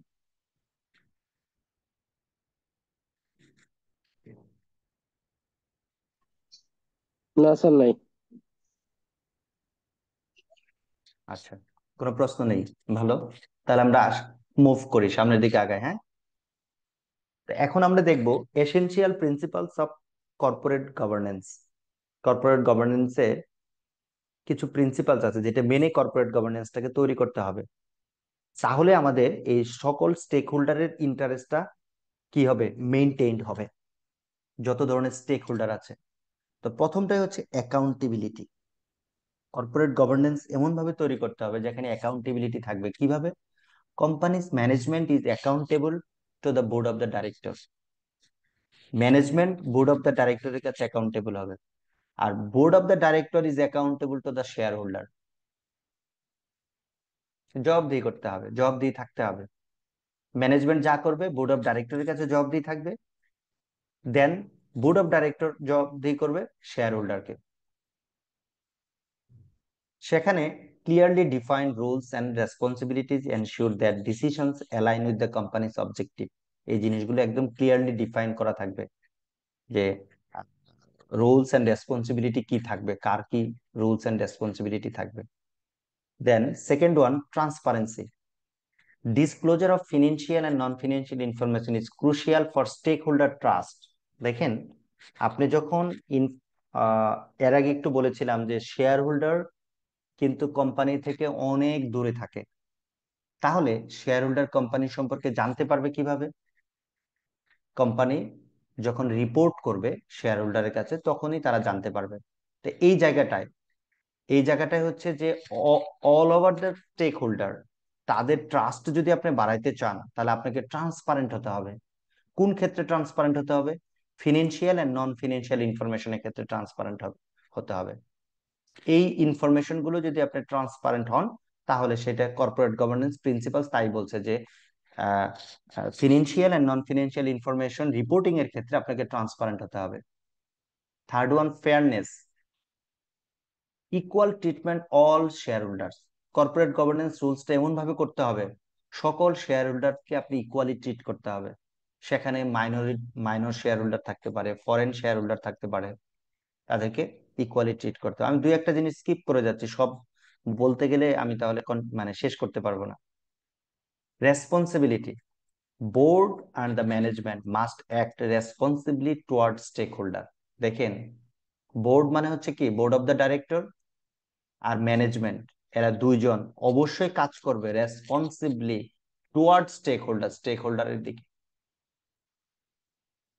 তাদের কাজই হচ্ছে স্টেক হোল্ডারদের জন্য কাজ করা। Then independence, the board should have independent directors. এগুলো নিয়ে আমাদের অনেক আলোচনা আছে, আমি জাস্ট কর্পোরেট গভর্নেন্স প্রিন্সিপালের মধ্যে একটা হচ্ছে যে ইন্ডিপেন্ডেন্ট ডাইরেক্টর থাকবে who are free from conflict of interest. আচ্ছা, এই জায়গায় দুইটা জিনিস আসছে, আমি একটু আলোচনা করি। সেটা হচ্ছে independent director sir, who is and conflict of interest, এই দুইটা জিনিস একটু শেয়ার করি। হ্যাঁ বলেন, কেউ মনে হয় কিছু বলতে চাচ্ছিলেন। ইন্ডিপেন্ডেন্ট ডাইরেক্টর কারা হতে পারবে? হ্যাঁ, না সেটা নিয়ে আমাদের অনেক বিশদ পড়া আছে, আমি এখন সেটা বলবো না। আমি এখানে যেটা বলবো সেটা হচ্ছে ইন্ডিপেন্ডেন্ট ডাইরেক্টরের প্রশ্নটা কেন আসছে, ঠিক আছে? তো এখানে দেখেন যে এই ম্যানেজমেন্ট কাজ করবে স্টেক হোল্ডারদের ইন্টারেস্টে বা শেয়ার হোল্ডারদের ইন্টারেস্টের জন্য কাজ করবে। তাদের কাজ লুক আফটার করার জন্য শেয়ার হোল্ডাররা ইন্ডিপেন্ডেন্ট ডাইরেক্টর নিয়োগ দেবে, যে তারা ফেয়ারলি তাদের ইন্টারেস্টে কাজ করছে কিনা। কর্পোরেশনের ডেফিনেশনে কিন্তু আমরা সেটাই দিয়ে আসছি। তারা তার পক্ষে কাজ করছে কিনা। আচ্ছা, তাহলে শেয়ার হোল্ডার ইন্ডিপেন্ডেন্ট ডাইরেক্টর নিয়োগ দেবে যে তাদের ম্যানেজমেন্ট তার ইন্টারেস্টে কাজ করছে কিনা, যে ফ্রি ফ্রম কনফ্লিক্ট অফ ইন্টারেস্টে থাকবে। এখন কনফ্লিক্ট অফ ইন্টারেস্টটা কি? ইন্ডিপেন্ডেন্ট ডাইরেক্টর, তার কোনো কনফ্লিক্ট অফ ইন্টারেস্ট থাকা যাবে না। কনফ্লিক্ট অফ ইন্টারেস্ট এই কনসেপ্টটা আপনারা বিভিন্ন সময় বিভিন্ন কোর্সে পাবেন, বিশেষ করে এটা অডিটে খুব ভালো পাবেন। এখানে আমি ছোট্ট করে বলে দিই, কনফ্লিক্ট অফ ইন্টারেস্ট হচ্ছে, আমি একটা এক্সাম্পল যদি দেই, সে আমার ক্ষেত্রে যদি বলি, হ্যাঁ, আপনাদের এখন ক্লাস নিচ্ছি আমি এই কোর্সে, এখন আপনারা ব্যাচ থেকে যদি মনে করলেন যে আমাকে কিছু গিফট দিবেন, আমি গিফটটা নিলাম, নেওয়ার পরে কোনো কারণে এই কোর্সের আইসিএমবি মনে করলো যে আমাকে কোশ্চেন সেটার করা যায়। যখন আমার কাছে কোশ্চেন আসলো যে আমি কোশ্চেন করব, একটা ইনভাইটেশন, তখন আমি ভাবতে পারি যে এই স্টুডেন্ট গুলো আমাকে গিফট দিয়েছে, গিফট গুলো আমার অনেক উপকার আসছে, তাহলে কোশ্চেনটা একটু ইজি করি বা তাদের ফেভারে করি, বা যা করব তাদেরকে আমি একটু ইঙ্গিত দিয়ে দিই। বা কোশ্চেন আসলো না, খাতা আসলো, খাতা যখন দেখতে যাব, ও এরা তো আমাকে গিফট দিয়েছে, আমি তো মানুষ, আমার মাঝে তো কিছু কাজ করবেই, তাহলে এদেরকে একটু বেশি বেশি মার্কস দিয়ে দিই। This is called conflict of interest. আমি একটা উদাহরণ দিলাম, বুঝতে পারলাম? জি স্যার। জি স্যার। এই ইন্ডিপেন্ডেন্ট ডাইরেক্টর নিয়োগ দেওয়া হবে, যে কিন্তু কনফ্লিক্ট অফ ইন্টারেস্টের বাইরে থাকবে। ঠিক আছে? আচ্ছা, এগুলো এই কনফ্লিক্ট অফ ইন্টারেস্ট অডিটে আপনারা ডিটেইল পড়বেন।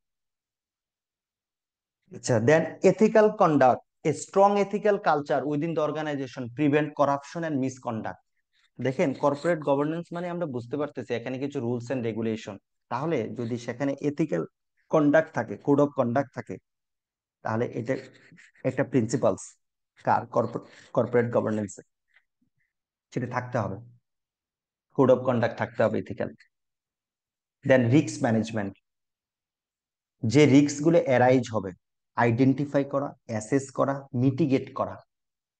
তাহলে কর্পোরেট গভর্নেন্স আপনি এমন ভাবে তৈরি করবেন যার ফলে আপনার রিস্ককে যেন আইডেন্টিফাই করা যায়, অ্যাসেস করা যায়, মিটিগেট করা যায়। ঠিক আছে? এট অপারেশনাল এন্ড স্ট্র্যাটেজিক লেভেল, যে লেভেলে হোক না কেন, রিস্ক গুলো আমরা যেন ইজিলি কি করতে পারি, সেগুলো আইডেন্টিফাই করতে পারি। তাহলে সেরকম কর্পোরেট গভর্নেন্স কোডটা আপনাকে করতে হবে। তাহলে এটাও একটা প্রিন্সিপাল, যে রিস্ক ম্যানেজমেন্ট। আমি বলেছি এর আগে যে আমাদের রিস্ক ম্যানেজমেন্ট নিয়ে একটা চ্যাপ্টার আছে। Stakeholder engagement, corporate governance কোডের মানে এনাদের মেজর প্রিন্সিপাল হচ্ছে স্টেক হোল্ডার এনগেজমেন্ট করতে হবে। মানে ওই নিয়ম কানুনগুলোর মধ্যে স্টেক হোল্ডারদেরকে এনগেজ করতে হবে। দেখে থাকবেন যে মানুষ স্বভাবতই যখন রেসপন্সিবিলিটির সাথে অথরিটি দেওয়া হয় তখন কিন্তু মোটিভেটেড হয়। যদি একটা ম্যানেজারকে শুধু দায়িত্ব দিয়েছে, কোনো পাওয়ার নাই, কোনো অথরিটি নাই, সে ব্যাংকের ক্ষেত্রে যদি বলি যে একটা ব্যাংকারকে বলল যে আপনি সব কাজ বাজ করবেন, একটা ব্রাঞ্চ ভালোভাবে অপারেট করবেন, বাট আপনার 1 টাকা লোন স্যাংশনের কোনো আপনার নাই, আপনার পাওয়ার নেই, তাহলে সকল লোন স্যাংশনের জন্য ম্যানেজার কি করবে, টপ লেভেল ম্যানেজারের কাছে পাঠাবে। তখন সে মাঝে মাঝে এরকম ফিল করবে যে আহ, এই কাজগুলোর সাথে তো আমার ইনভলভমেন্ট নাই, তার মানে আমার লাইবিলিটি নাই, কে লোন পেলো কে না পেলো, it's not matter of me. যদি বলে দেয় অথরিটি যে 5 লাখ টাকা পর্যন্ত ম্যানেজার লোন গ্র্যান্ট করতে পারবে, ইন দ্যাট কেস 5 লাখ টাকা ম্যানেজার লোন গ্র্যান্ট করতে পারবে, মানে এই 5 লাখ টাকা লোন ডিফল্ট হলে, এই 5 লাখ টাকার রিপেমেন্ট না হলে, নন পারফর্মিং হয়ে গেলে, দেন ম্যানেজার লায়াবল। তখন কিন্তু ম্যানেজার প্রথমত এই 5 লাখ টাকা সে লোন দিতে পারবে, এই অথরিটির জন্য সে মোটিভেটেড হবে, সে কিন্তু ওই নিয়মটার সাথে এনগেজ হলো, যার ফলে পারফরমেন্স ভালো হয়। Companies should consider the interest of all stakeholders, not just shareholders. Sustainable business practice benefit employees, customers, communities, and the environment. এটা হচ্ছে স্টেক হোল্ডারদেরকে এনগেজমেন্ট করে। দেন 9 নম্বরে হচ্ছে compliance with laws and regulations. Companies must adhere the corporate law, listing requirement and industry regulation. দেখেন, কর্পোরেট গভর্নেন্সের আরেকটা code হচ্ছে, একটা কোম্পানি কর্পোরেট গভর্নেন্স কোড তৈরি হবে, ওই কোম্পানির অ্যাপ্লিকেবল রুলস এন্ড রেগুলেশন যেগুলো আছে সেটাকে কমপ্লাই করে। যেমন আমি একটু আগে বলেছিলাম যে কোম্পানি ভেদে অ্যাপ্লিকেবল রুলস এন্ড রেগুলেশন আলাদা। গার্মেন্টস এর জন্য এক ধরনের রুলস এন্ড রেগুলেশন, সেটা তো আর ব্যাংকের জন্য হবে না। ব্যাংকের জন্য আরেক ধরনের রুলস এন্ড রেগুলেশন। তো যে কোম্পানির জন্য, যে কর্পোরেটের জন্য যে রুলস এন্ড রেগুলেশন, সেটাকে কমপ্লাই করে কর্পোরেট গভর্নেন্স কোড তৈরি করা। আর 10th, most probably this is the last one, board effectiveness. The board should have mix of skill, মানে বোর্ডকে ইফেক্টিভ হতে হবে। সেই ইফেক্টিভনেস কর্পোরেট গভর্নেন্স এনশিওর করবে। কিভাবে বোর্ড ইফেক্টিভ হবে? বোর্ড ইফেক্টিভ হতে পারে যদি বোর্ডটা তৈরি হয় মিক্স অফ স্কিল, বিভিন্ন স্কিলের মিক্সিং দ্বারা। কেউ ইঞ্জিনিয়ার আছে, কেউ চার্টার্ড অ্যাকাউন্টেন্ট আছে, কেউ কস্ট অ্যান্ড ম্যানেজমেন্ট অ্যাকাউন্টেন্ট আছে, কেউ ভালো এক্সপিরিয়েন্সড ব্যাংকার আছে। এরকম যদি স্কিলের মিক্স করা হয়, ডাইভার্সিটি যদি করা হয়, এক্সপিরিয়েন্সের যদি একটাই করা হয়, তাহলে বোর্ড ইফেক্টিভ হবে। Continuous training and evaluation of board members enhance governance quality. এই বোর্ড মেম্বারদের যদি ট্রেনিং অ্যান্ড ইভ্যালুয়েশন করা হয়, সেটাও গভর্নেন্স কোয়ালিটিকে বাড়াবে। যদি এমসিকিউ কোশ্চেন, এই ধরনের কোশ্চেন হলে কিন্তু প্রত্যেকটা জিনিসই লাইনই কিন্তু ইম্পর্টেন্ট আমাদের জন্য। ঠিক আছে, তাহলে দেখেন এখানে লাস্ট একটা কথা বললাম, continuous training and evaluation of board members enhance governance quality. তার মানে এটা হচ্ছে আমাদের বোর্ড ইফেক্টিভনেস, এটা হচ্ছে কর্পোরেট গভর্নেন্সের একটা প্রিন্সিপালস। বলেন, আপনারা এবার বলেন প্রিন্সিপালস গুলো কোনোটা বুঝেন, মানে বুঝতে পারেননি এরকম আছে কিনা?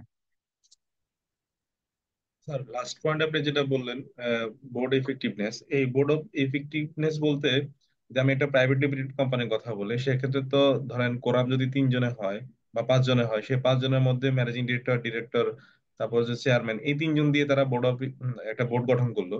কিন্তু এই বোর্ডে যদি একজন ম্যানেজিং ডিরেক্টর যদি বায়াসড হয়, সে যদি তার পার্টিকুলার কোনো এমপ্লয়ীদের প্রতি তার পার্সোনাল কোনো ইন্টারেস্ট থাকে, সেক্ষেত্রে তো স্যার এটা কলাপস করবে। মানে আমি কি স্যার কথাটা ঠিক বললাম কিনা বা আমি বুঝতে পারলাম কিনা? আচ্ছা, আমি একটু বলি, আপনার কোশ্চেনে আনসার পেয়ে যাবেন। প্রথমত আমাদের মাথায় রাখতে হবে যে আমি এটা কি পড়ছি। আমি এটা পড়ছি যে essential principles of corporate governance. Corporate গভর্নেন্সের প্রিন্সিপালস কেমন হবে, কর্পোরেট গভর্নেন্স যে আমি সেট করব, কর্পোরেট গভর্নেন্সের দ্বারা আমার একটা কোম্পানি কি হবে, রান হবে, কন্ডাকশন হবে, অপারেশন হবে, রাইট? সেক্ষেত্রে আমি এমন ভাবে করব যেখানে বোর্ড ইফেক্টিভনেসটা এনশিওর হবে। বোর্ড ইফেক্টিভনেস এনশিওর হলে সেটা good corporate governance, effective corporate governance. সেটা কিভাবে হবে? সেটা হবে যে বোর্ড মেম্বার আছে তাদের বিভিন্ন স্কিলের, যেমন আমি বলি যে পপুলার ফার্মাসিউটিক্যাল কোম্পানি, এটা একটা ফার্মাসিউটিক্যাল কোম্পানি। এখন যদি বোর্ড মেম্বার এরকম হয় যে যেহেতু এটা একটা ফার্মাসিউটিক্যাল কোম্পানি, তাহলে সকল ডক্টরেরা মিলে এই বোর্ড মেম্বার হবে। সেখানে কিন্তু স্কিলের ডাইভার্সিটি নাই, সবাই কিন্তু ডক্টরস। সেখানে কিন্তু অ্যাকাউন্টিং নলেজের কেউ নাই, ফাইন্যান্স নলেজের কেউ নাই, বিজনেস বা বা কোনো লয়ার নেই। লয়ারও তো লাগবে বিজনেস চালানোর জন্য। সো এখানে কিন্তু এই আপনার জাস্ট মানে সেন্ট্রালাইজড বোর্ড অফ ডাইরেক্টর হয়ে গেল, মিক্স অফ স্কিল হলো না। তারপর ডাইভার্সিটির ক্ষেত্রে হচ্ছে যে আপনার বোর্ড অফ ডাইরেক্টর, এগুলো নিয়ে যদি আমাদের পরবর্তীতে আরো পড়া আছে। ডাইভার্সিটি বলতে আপনি যদি ম্যান নিয়ে আসেন, ওমেন নিয়ে আসেন, ঠিক আছে, ডাইভার্সিটির মধ্যে আপনি ইয়াং বোর্ড অফ ডাইরেক্টর নিয়ে আসলেন, তারপরে হচ্ছে এইজড বোর্ড অফ ডাইরেক্টর নিয়ে আসলেন। ডাইভার্সিটি আরো আছে এক্সপিরিয়েন্সড পিপলকে আপনি বোর্ড অফ ডাইরেক্টর মেম্বার করলেন, যেগুলো বোর্ড ইফেক্টিভনেস কে বাড়াবে। যদি বোর্ড ইফেক্টিভনেস কে বাড়ে, তাহলে প্রতিষ্ঠানের সাস্টেনেবিলিটি বাড়বে। আপনি কি প্রশ্নের আনসার পেয়েছেন? জি স্যার, আনসারটা পেয়েছি স্যার, ধন্যবাদ। Sir please. Sure, please. Sir আমাদের এসেনশিয়াল প্রিন্সিপালস এর মধ্যে 9 নম্বর প্রিন্সিপালসটা হলো compliance with laws and regulations. ওখানে added to corporate laws and industry রেগুলেশনসটা বুঝছি স্যার। ওখানে লিস্টিং রিকোয়ারমেন্ট নামে একটা অপশন আছে স্যার, হ্যাঁ, কাইন্ডলি কি রিমুভ হ্যাঁ, করা যাবে? হ্যাঁ, হ্যাঁ, sure, sure, sure. Thank you, thank you, thank you for your nice question. খুবই ভালো লেগেছে। স্যার লিস্টিং রিকোয়ারমেন্ট হচ্ছে যে, আচ্ছা আরেকটু বলে নেই, আপনার আইসিএমবি স্টার্ট আপ তো, আপনি দুই ধরনের কোম্পানি শুনে থাকবেন, লিস্টেড, নন লিস্টেড। লিস্টেড মানে হ্যাঁ স্যার। হচ্ছে যেটা ক্যাপিটাল মার্কেটের সাথে লিস্টেড। ক্যাপিটাল মার্কেট আমাদের কি? আমাদের দুইটা ক্যাপিটাল মার্কেট আছে, একটা ডিএসসি হচ্ছে ঢাকা সিএসসি। স্টক এক্সচেঞ্জ, হ্যাঁ এক্স্যাক্টলি, আরেকটা হচ্ছে চিটাগং। Chittagong stock exchange. জি স্যার। এই ক্যাপিটাল মার্কেটের সাথে যে কোম্পানিটা লিস্টেড তাদেরকে আমরা বলবো লিস্টেড কোম্পানি, আর যারা লিস্টেড না তাদেরকে আমরা বলবো নন লিস্টেড। এখন আপনি যখন লিস্টেড হবেন, দেখেন আপনি কিন্তু এখন ICMAB listed student, registered student, অ্যাডমিশনের মাধ্যমে আপনি লিস্টেড স্টুডেন্ট হয়েছেন। এখন কিন্তু আপনি আইসিএমএবি যে রিকোয়ারমেন্টসটা দেবে, যেমন আজকে 7:45 ক্লাস দিয়েছে, এটা কি আপনি মেনেছেন না? জি স্যার। আইসিএমএবি যদি বলতো যে আজকে 7:45 ক্লাস হবে না, 8:45 ক্লাস হবে, সেটা আপনাকে মানতে হবে না? অবশ্যই স্যার। তাহলে যখনই আপনি লিস্টেড হবেন তখন ওই লিস্টেডের কি রিকোয়ারমেন্ট আছে সেটাও আপনাকে মানতে হবে, সেই অনুযায়ী আপনাকে কর্পোরেট গভর্নেন্স কোডটা আপনাকে তৈরি করতে হবে। ক্লিয়ার? Okay sir. জি স্যার, থ্যাংক ইউ। এনিবডি? হ্যাঁ স্যার, আপনার বোর্ড মেম্বারদের ট্রেনিং বলতে কি কন্টিনিউয়াস শেয়ারিং ইনফরমেশনটা বোঝাচ্ছেন? সরি, আবার একটু বলেন। Board member? হ্যাঁ, continuous training and evaluation of board members, যেটা 10 নম্বর পার্টে বলেছেন, হ্যাঁ হ্যাঁ এটা দ্বারা হ্যাঁ। কি বোঝাচ্ছে যে কন্টিনিউয়াসলি অথেন্টিক ইনফরমেশন শেয়ারিং করাটা বোর্ড মেম্বারদের? না, অথেন্টিক ইনফরমেশন না। দেখেন আমাদের বিজনেস তো প্রতিনিয়ত চেঞ্জ হচ্ছে, তাই না? জি। কন্টিনিউ চেঞ্জ হচ্ছে। এখন এই চেঞ্জিং এখন কিসের দ্বারা চেঞ্জ হচ্ছে? আইটির দ্বারা বেশি চেঞ্জ হচ্ছে। এখন রোবোটিক্স, আর্টিফিশিয়াল ইন্টেলিজেন্স, এগুলো কিন্তু আমাদের বিজনেসকে কিন্তু কন্টিনিউ চেঞ্জ করছে। এখন হচ্ছে যে তাহলে এই বোর্ড মেম্বারকে যদি আপনি এই নতুন কনসেপ্ট আর্টিফিশিয়াল ইন্টেলিজেন্সের সাথে যদি আপনি পরিচিত করায় দেন, তাহলে তখন তারা স্ট্র্যাটেজিক হতে পারবে, আরো ভালো সিদ্ধান্ত নিতে পারবে। বুঝতে পারলাম? জি। তাহলে মানে বোর্ড যদি আপডেট ভালো বুঝতে পারে তাহলে বোর্ড ইফেক্টিভনেস বাড়বে না কমবে? বাড়বে।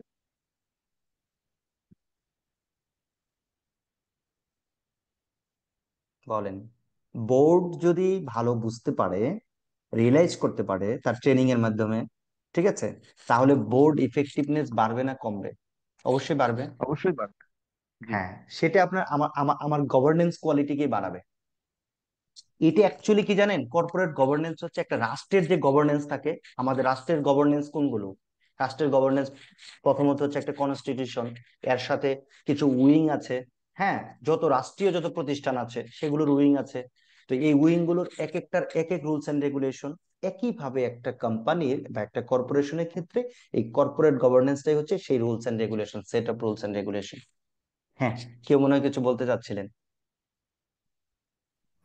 স্যার অ্যাকাউন্টেবিলিটি এন্ড রেসপন্সিবিলিটি এই দুইটা যদি একটু উদাহরণ দিয়ে বোঝাতে পারেন। হ্যাঁ, অ্যাকাউন্টেবিলিটি এন্ড রেসপন্সিবিলিটি। আচ্ছা, অ্যাকাউন্টেবিলিটিটা বেসিক্যালি যে you are asked why you did it. আপনাকে বলা হবে যে আপনি এটা কেন করেছেন। এটা হচ্ছে অ্যাকাউন্টেবিলিটি, ঠিক আছে?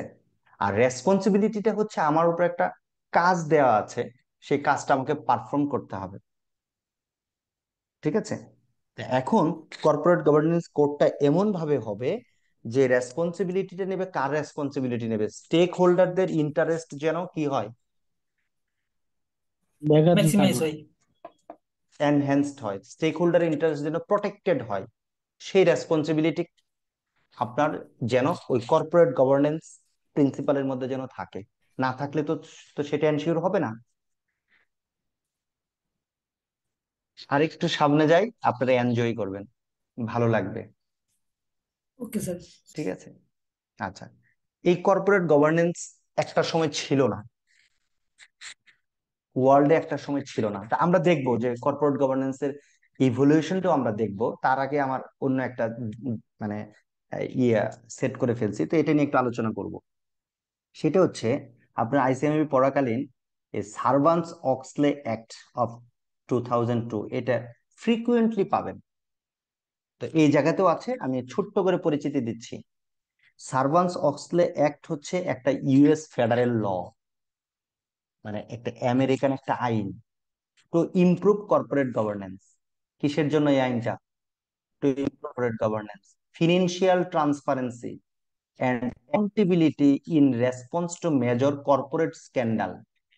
কর্পোরেট স্ক্যান্ডালকে রেসপন্স করার জন্য এই ফেডারেল লটা করেছে, যেটা আপনার কর্পোরেট গভর্নেন্সকে ইমপ্রুভ করবে, ফিনান্সিয়াল ট্রান্সপারেন্সিকে ইমপ্রুভ করবে, অ্যাকাউন্টেবিলিটিকে ইমপ্রুভ করবে। কখন? এই এনরন, ওয়ার্ল্ডকম এন্ড টাইকো এই ধরনের স্ক্যান্ডাল ওয়ার্ল্ডে হয়েছিল বা ইউএসএ হয়েছিল, তারপরে ওরা এই আইনটা করেছে। এই আইনের কি অবজেক্টিভটা হচ্ছে প্রিভেন্ট কর্পোরেট ফ্রড যেন না হতে পারে, এই আইন সে সুরক্ষা দেবে। দেন সার্ভান্টস-অক্সলে অ্যাক্ট ইনক্রিজ ফিনান্সিয়াল ট্রান্সপারেন্সি বাড়াবে।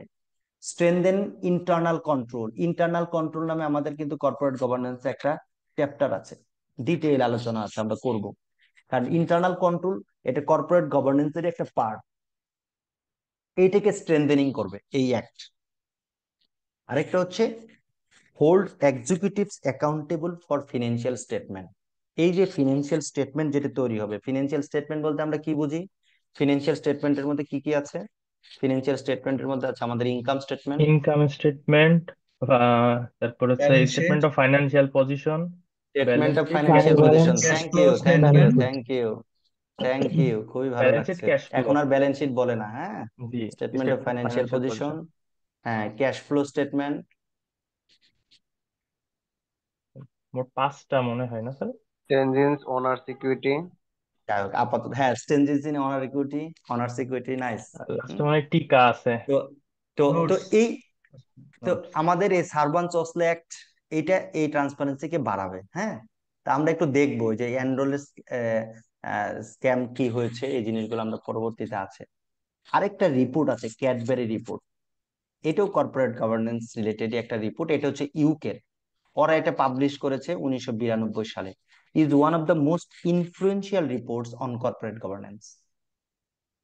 ইট ওয়াজ developed in response to financial scandal. ওই যে ওদের ওখানেও ইউকেতেও যখন আপনার স্ক্যান্ডাল গুলো হয়, তার পরবর্তীতে এই রিপোর্টটা করে, ক্যাডবেরি রিপোর্টটা করে, like Maxwell scandal, and aim to improve standards to company leadership, financial reporting and accountability.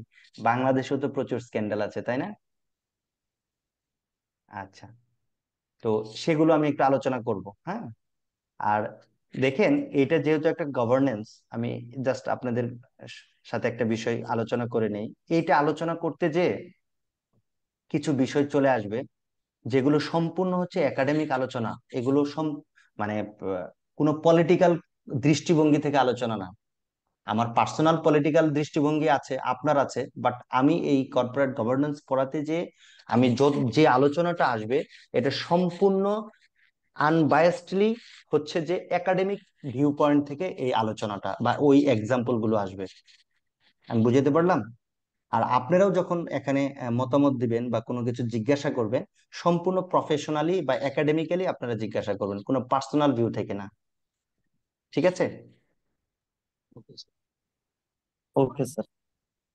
হ্যাঁ, আচ্ছা। তো এই ক্যাডবেরি রিপোর্টের কি অবজেক্টিভটা কি ছিল, কেন এই ক্যাডবেরি রিপোর্টটা ইউকেতে পাবলিশ করেছিল? এটা স্ট্রেনদেনিং corporate governance practice and improve financial transparency, enhance board accountability, বোর্ডের অ্যাকাউন্টেবিলিটি যেন বাড়ে। এবার আমাকে বলেন তো যে বোর্ড কার কাছে অ্যাকাউন্টেবল? শেয়ারহোল্ডারের কাছে। Shareholders and stakeholder. Thank you, multiple choice আসলে পারবেন। আচ্ছা, তারপর হচ্ছে কি protect shareholder and stakeholder, Cadbury report দেওয়া হয়েছিল। তো এখানে কিছু মেজর রিকমেন্ডেশন ছিল যেগুলো আপনারা পড়ে নেবেন, আমি আর এগুলো এতটা আলোচনা করছি না, এগুলো বুঝতে পারবেন। মেজর কিছু রিকমেন্ডেশন ছিল, ঠিক আছে? আমি তো এগুলো আপনাদেরকে সব দিয়ে দিব, আপনারা পড়ে নিয়েন। হ্যাঁ, আমি যদি প্রত্যেকটা এইভাবে ধরে ধরে যাই, আমি সিলেবাস কিন্তু শেষ করতে পারবো না। ঠিক আছে? জি স্যার। Okay sir. আচ্ছা, এবার আমাদের ইন্টারেস্টিং চ্যাপ্টারে যাব, সেটা হচ্ছে introduction to corporate governance theory. এই কর্পোরেট গভর্নেন্স এর কিছু থিওরি আছে, এই থিওরি গুলোতে নিয়ে আলোচনা করব যে কি ধরনের থিওরি আছে। অ্যাকচুয়ালি কর্পোরেট গভর্নেন্স যে কোনো থিওরি কি একটা আসলে মেকানিজম বা প্রসেস বা প্রিন্সিপালস যেটা আপনাকে গাইড করবে কি management and control of the corporation. আমরা কর্পোরেট গভর্নেন্স নিয়ে পড়ছি। এই কর্পোরেট গভর্নেন্সের কিছু থিওরি ডেভেলপ করা আছে, কিছু স্কলার তারা থিওরি ডেভেলপ করেছে আলটিমেটলি কিসের জন্য? গুড গভর্নেন্সের জন্য, যেটাকে আপনি কমপ্লাই করলে আপনি management and control of the corporation এটা যেন গাইডেড হয়। It focuses on the balancing of the interest of various stakeholder. দেখেন কর্পোরেট গভর্নেন্স থিওরি এক একজন এক এক ভাবে দিয়েছে, কিন্তু প্রত্যেকটারই অবজেক্টিভ হচ্ছে interest of the various stakeholder, এটাকে ব্যালেন্সিং করা, ensuring transparency, accountability and ethical decision making. Several theories have emerged over time to explain corporate governance practice and their impact on the organizational performance. এখানে একটা চমৎকার একটা কথা আসছে, organisational performance. দেখেন একটা অর্গানাইজেশন যদি তার গভর্নেন্স যদি থাকে, দ্যাট ইজ কর্পোরেট গভর্নেন্স যদি এনশিওর করা যায়, তার পারফরমেন্স বাড়বে না কমবে? ডেফিনেটলি বাড়বে। বলছে several theory have emerge over time to explain corporate governance practice. তাহলে আপনি যদি কর্পোরেট গভর্নেন্স প্র্যাকটিস করেন, তার ইম্প্যাক্ট আছে কিসের উপর? ইম্প্যাক্ট আছে কোম্পানির পারফরমেন্স। Organisational performance. হ্যাঁ, আচ্ছা এবার কি কি থিওরি আছে সেগুলো আমরা দেখব। ফার্স্ট হচ্ছে এজেন্সি থিওরি। এজেন্সি থিওরিটা কেমন? এজেন্সি থিওরি কনসেপ্টের আগে আমি একটু আলোচনা করব। অ্যাকচুয়ালি আমি বলেছিলাম, এর আগে বলেছি, তার সেই কথাটার লিংক ধরেই বলবো যে shareholder they hire the management. দেখেন গত ক্লাসে বলেছিলাম যে কোম্পানি বা কর্পোরেশনের সাথে একটা ব্যক্তির হচ্ছে যে এটা ব্যক্তির লাইফ আছে, কর্পোরেশনের নাই, কোম্পানির নেই। বাট কোম্পানি কিভাবে চলবে? কোম্পানি রান করার জন্য শেয়ার হোল্ডার ম্যানেজমেন্টকে হায়ার করবে। তো এই ম্যানেজমেন্ট কার ইন্টারেস্টে কাজ করবে? শেয়ার হোল্ডারের ইন্টারেস্টে কাজ করবে। তাহলে এই শেয়ার হোল্ডার যে ম্যানেজমেন্টকে হায়ার করবে, হায়ার করে তাদেরকে কি দেবে? তাদেরকে স্যালারি দেবে। এই স্যালারির বিনিময়ে এই ম্যানেজমেন্ট কাজ করবে কার ইন্টারেস্টে? শেয়ার হোল্ডারের ইন্টারেস্টে। এখন তাহলে আমরা বলতে পারি শেয়ার হোল্ডারকে আমরা প্রিন্সিপাল বলতে পারি। শেয়ার হোল্ডারকে আমরা কি বলতে পারি? প্রিন্সিপাল। সে যাদেরকে নিয়োগ দিচ্ছে, এখন আপনি যখন কাউকে নিয়োগ দিবেন আপনার কাজের জন্য, আপনি তো তাকে বলতেই পারেন সে আমার এজেন্ট। এজেন্ট কার কাজ করবে? Principal sir. ওনারের হ্যাঁ, কাছে। ইলেকশনের সময় দেখেন না এজেন্ট থাকে ভোটার কেন্দ্রে, তো জি সেখানে এজেন্ট ওই ক্যান্ডিডেটের পক্ষে কাজ করে। তার মানে ক্যান্ডিডেট প্রিন্সিপাল, যে নিয়োগ দেবে সে প্রিন্সিপাল, আর যে নিয়োগ প্রাপ্ত হবে সে এজেন্ট। তাহলে এজেন্ট কারা? Manager, executives. তার মানে managing director agent, general manager agent, deputy general manager agent, তারপর হচ্ছে ম্যানেজার তারা এজেন্ট, অ্যাসিস্ট্যান্ট ম্যানেজার তারা হচ্ছে এজেন্ট। তাদেরকে নিয়োগ দিয়ে তাদেরকে হায়ার করেছে কে? Shareholder, shareholder. Run করার জন্য। তাহলে রিলেশনশিপটা আমরা এইভাবে দেখছি যে প্রিন্সিপাল আর এজেন্ট। এখন প্রিন্সিপাল নিয়োগ দিয়েছে এজেন্টকে তার ইন্টারেস্টে কাজ করার জন্য, কিন্তু এজেন্ট এসে তার ইন্টারেস্টে কাজ করছে না, তার নিজের ইন্টারেস্টে কাজ করছে। তখনই দুই পক্ষের মধ্যে, দুইটা পার্টিসের মধ্যে কনফ্লিক্ট ক্রিয়েট হবে। কিভাবে? প্রিন্সিপাল সে কি চায়, শেয়ার হোল্ডার সে কি চায়? সে ম্যাক্সিমাম ডিভিডেন্ড চায়। সে ডিভিডেন্ড কিভাবে পাবে? সে ডিভিডেন্ড পাবে তার যদি প্রফিট ম্যাক্সিমাইজড হয়। এই কনসেপ্টটা ছিল প্রফিট ম্যাক্সিমাইজেশন, এটা ওল্ড কনসেপ্ট। নতুন কনসেপ্ট হচ্ছে ওয়েলথ ম্যাক্সিমাইজেশন। এখন শেয়ার হোল্ডারের এক্সপেকটেশন হচ্ছে যে আমার শেয়ারের প্রাইস কিভাবে বাড়বে। আমার ওয়েলথ ম্যাক্সিমাইজ হলে শেয়ারের প্রাইস বাড়ে, তা আমার শেয়ার প্রাইস কিভাবে বাড়বে? এই জন্য আমার এজেন্ট সব সময় কাজ করবে যে আমার শেয়ারের প্রাইস কিভাবে বাড়বে। আচ্ছা, এজেন্ট শেয়ারের প্রাইস বাড়িয়ে সে মনে করলো যে আমার শেয়ারের প্রাইস বাড়িয়ে তো আমার লাভ নাই, আমি আমার ইন্টারেস্টে যদি কাজ করি তাহলে আমার জন্য কাজ হবে। তাহলে এই দুইটার মধ্যে কনফ্লিক্ট হয়ে গেল। এই কনফ্লিক্টকে বলে এজেন্সি প্রবলেম। এই কনফ্লিক্টকে কি বলে? Agency problem. প্রবলেম। এই এজেন্সি প্রবলেম যখন ক্রিয়েট হয়ে যায় তখন এজেন্সি প্রবলেমটাকে রিজলভ করা লাগে, এটাকে সলভ করা লাগে। সলভ করতে যে কিছু কস্ট হয়, তাকে বলে এজেন্সি কস্ট। এটাই হচ্ছে এজেন্সি থিওরির মূল বৈশিষ্ট্য। আচ্ছা, এবার দেখি এখানে আমাদের কি কি আছে। দেখেন, Michael Jensen and William Meckling 1976 সালে এই এজেন্সি থিওরিটা করেছিল ডেভেলপ, যেখানে conflict between principal means shareholder and owner and agents manager and executive, since manager may act in their own interest, যেহেতু ম্যানেজার তার নিজের ইন্টারেস্টে কাজ করবে, rather than maximizing shareholder wealth. Corporate governance mechanism like board oversight, executive compensation, and audits are needed to align the interest. Corporate governance এর মেকানিজমের মধ্যে board oversight, executive compensation and audits এগুলো দরকার। কিসের জন্য দরকার? এই ইন্টারেস্টটাকে মেইনটেইন করার জন্য। কিন্তু যখন আপনার এই যে দেখেন অডিট একটা শব্দ আসছে, আমি যদি অডিটটা রাখি, অডিট কি করবে? অডিট করে, অডিট যদি থাকে তখন কিন্তু এই এজেন্ট তার ইন্টারেস্টে কাজ করতে পারবে না। তাহলে এখন অডিট যখন রাখতে হলো, তাহলে অডিট রাখার জন্য তো কি হলো, যে আমার যেন এই এজেন্সি প্রবলেমটা যেন ক্রিয়েট না হয়। আমি একটা এক্সাম্পল দিচ্ছি, আমি অডিটর রাখবো যেন আমার এই কনফ্লিক্টটা তৈরি না হয়, কারণ ম্যানেজার বা এজেন্ট প্রিন্সিপালের পক্ষে কাজ করবে। যখন অডিটর থাকবে তখন সে প্রিন্সিপালের পক্ষেই কাজ করবে, তখন তার নিজের জন্য কাজ করবে না। এখন অডিটর রাখার জন্য তার একটা কস্ট হলো, এটা হচ্ছে এজেন্সি কস্ট। একটা ক্রিটিসিজম আছে, সেটা হচ্ছে it focuses mainly on shareholder interest. এই এজেন্সি থিওরিটা শুধুমাত্র শেয়ার হোল্ডার ইন্টারেস্টকে প্রায়োরিটি দেয়, often neglecting broader stakeholder concern. Stakeholder ইন্টারেস্টকে নেগলেক্ট করে বা এটাকে বাইপাস করে শুধুমাত্র শেয়ার হোল্ডার ইন্টারেস্টকে দেয়। এটা একটা বড় ক্রিটিসিজম এই এজেন্সি থিওরি। এখানে খুবই সংক্ষেপ ভাবে আছে, পরবর্তীতে একটু প্রিন্সিপাল এজেন্ট রিলেশনশিপ আমি দেখানোর চেষ্টা করেছি। প্রিন্সিপাল, ওনার, শেয়ার হোল্ডার হু ডেলিগেট ডিসিশন মেকিং অথরিটি। তাহলে ওনার আর শেয়ার হোল্ডার এরা কি? এরা হচ্ছে ডিসিশন মেকিং অথরিটি। এরা ডিসিশন মেকিং অথরিটিকে ডেলিগেট করে, মানে অথরিটিকে ডেলিগেট করে দেয়। কাদেরকে? ম্যানেজারকে। যে তুমি ম্যানেজার, তোমাকে আমরা এই অথরিটি দিলাম, তুমি লোন স্যাংশন করতে পারবা, তুমি এই ডিসিশন নিতে পারবা। এটা হচ্ছে ডেলিগেশন অফ দ্য অথরিটি। মানে ডিসিশন নেওয়ার যে কি বলবো, ডিসিশন নেওয়ার যে পাওয়ারটা, এটা যখন এই শেয়ার হোল্ডার ম্যানেজারকে দিবে, সেটা হচ্ছে ডেলিগেশন অফ দ্য অথরিটি। এটা আপনার ম্যানেজমেন্টে পাবেন। Agent, manager and executives hire to run the business, they are called agent. প্রবলেমটা কি? প্রবলেম হচ্ছে এজেন্ট তার পার্সোনাল বেনিফিটের জন্য কাজ করবে, এটি হচ্ছে প্রবলেম, এটি হচ্ছে এজেন্সি প্রবলেম।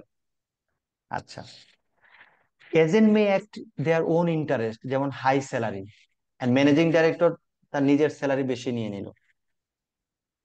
এখন তাহলে তো শেয়ার হোল্ডারের শেয়ার প্রাইস তো ম্যাক্সিমাইজ হবে না। For example, a CEO focusing on short term profit to increase their bonus, and তাদেরকে বোনাস দেওয়া হয়, তারা শর্ট টার্ম প্রফিট দেখালো, একটা সিইও দেখে তারা বোনাসটা নিয়ে নিল অফ লং টার্ম গ্রোথ, তাহলে আমার এজেন্সি প্রবলেম ক্রিয়েট হবে। আরেকটা হচ্ছে ইনফরমেশন অ্যাসাইমেট্রি, মানে হচ্ছে আনইকুয়ালিটি ইনফরমেশন। যদি কখনো আপনার এজেন্টের কাছে বেশি ইনফরমেশন থাকে প্রিন্সিপালের চেয়ে, ট্রাই টু আন্ডারস্ট্যান্ড, যে more information available to the agent rather than the principal, তখন কিন্তু এই ম্যানেজার শেয়ার হোল্ডারদেরকে কি করবে? ডিকটেট করবে, ম্যানিপুলেট করবে। তখনই এই এজেন্সি প্রবলেমটা দেখা দিবে। Example, managers manipulating financial report to hide poor performance. এখন একটা অর্গানাইজেশনে খারাপ পারফরমেন্স আছে, কিন্তু সেটাকে হাইড করলো, কারণ এই ইনফরমেশন শেয়ার হোল্ডারের কাছে নেই। এটা হচ্ছে ইনফরমেশন অ্যাসাইমেট্রি। তো এখানে এজেন্সি কস্টের মধ্যে কি, এই যে আমি একটু আগে বলেছিলাম, অডিটর, আপনি যদি অডিট রাখেন সেজন্য তো আপনাকে খরচ করতে হবে। কোনো গভর্নমেন্ট মেকানিজম যদি আপনি মানে চালু করেন, যে গভর্নমেন্টের একটা মেকানিজম আছে, গভর্নেন্স একটা মেকানিজম যদি চালু করেন, যার ফলে যেন কনফ্লিক্টে ক্রিয়েট না হয়, তার মানে আপনি যখন একটা প্রোটেকশন নেবেন, আপনি একটা সিকিউরিটি নেবেন, তাহলে আপনার সিকিউরিটি কি কষ্ট বাড়বে না? সিকিউরিটি কেন নিয়েছেন? ছিনতাই, ডাকাত, এগুলোর কারণে তো আপনি সিকিউরিটি নিয়েছেন। যদি ছিনতাই আর ডাকাত না থাকতো তাহলে তো আপনার সিকিউরিটি নিতে হতো না। ছিনতাই ডাকাত রোধ করার জন্য আপনি সিকিউরিটিটা নিয়েছেন, যার ফলে আপনার সিকিউরিটি কস্ট বেড়েছে। এটি হচ্ছে agency cost. Hiring independent auditors to verify financial statements, তাহলে ইন্ডিপেন্ডেন্ট অডিটর নিয়োগ দিবেন, তাকে স্যালারি দিবেন, তাকে সম্মানী দিবেন। আপনার এই ফাইন্যান্সিয়াল স্টেটমেন্ট কে তৈরি করেছে বলেন তো? ফাইন্যান্সিয়াল স্টেটমেন্ট কে তৈরি করেছে? Auditor auditor. Auditor property audit. ভুল ভুল ভুল ভুল। অ্যাকাউন্টস তৈরি করেছে স্যার। ভুল। অথরিটি অডিটর আসবে, ফাইন্যান্সিয়াল অ্যাকাউন্টস স্টেটমেন্ট তৈরি করে না। অ্যাকাউন্ট ম্যানেজার তৈরি দেখেন, করবে আর অডিটর সেটাকে চেক করবে। এজেন্সি লেকচার মিস করে আসছেন। এজেন্ট স্যার সিএফও নিয়োগ লেকচার করবে। মিস করে আসছেন। চিফ ফাইন্যান্সিয়াল অফিসার হচ্ছে ফাইন্যান্সিয়াল স্টেটমেন্ট রেডি করবে। কোথায় যেন আমি ফাইন্যান্সিয়াল স্টেটমেন্ট গুলো লিখলাম? আপনার লেকচার মিস করে আসছেন, তাহলে কিন্তু এমসিকিউ পারবেন না। স্যার ইন্ডিপেন্ডেন্ট ডিরেক্টরের ওখানে কোথায় যেন আমি আসলাম, সিএফও ওই জায়গাতে কিন্তু লেখা আছে। করে ফাইন্যান্সিয়াল স্টেটমেন্টটা রেডি করে। ওই জায়গায় বলা আছে কে ফাইন্যান্সিয়াল স্টেটমেন্ট তৈরি করবে বলেন।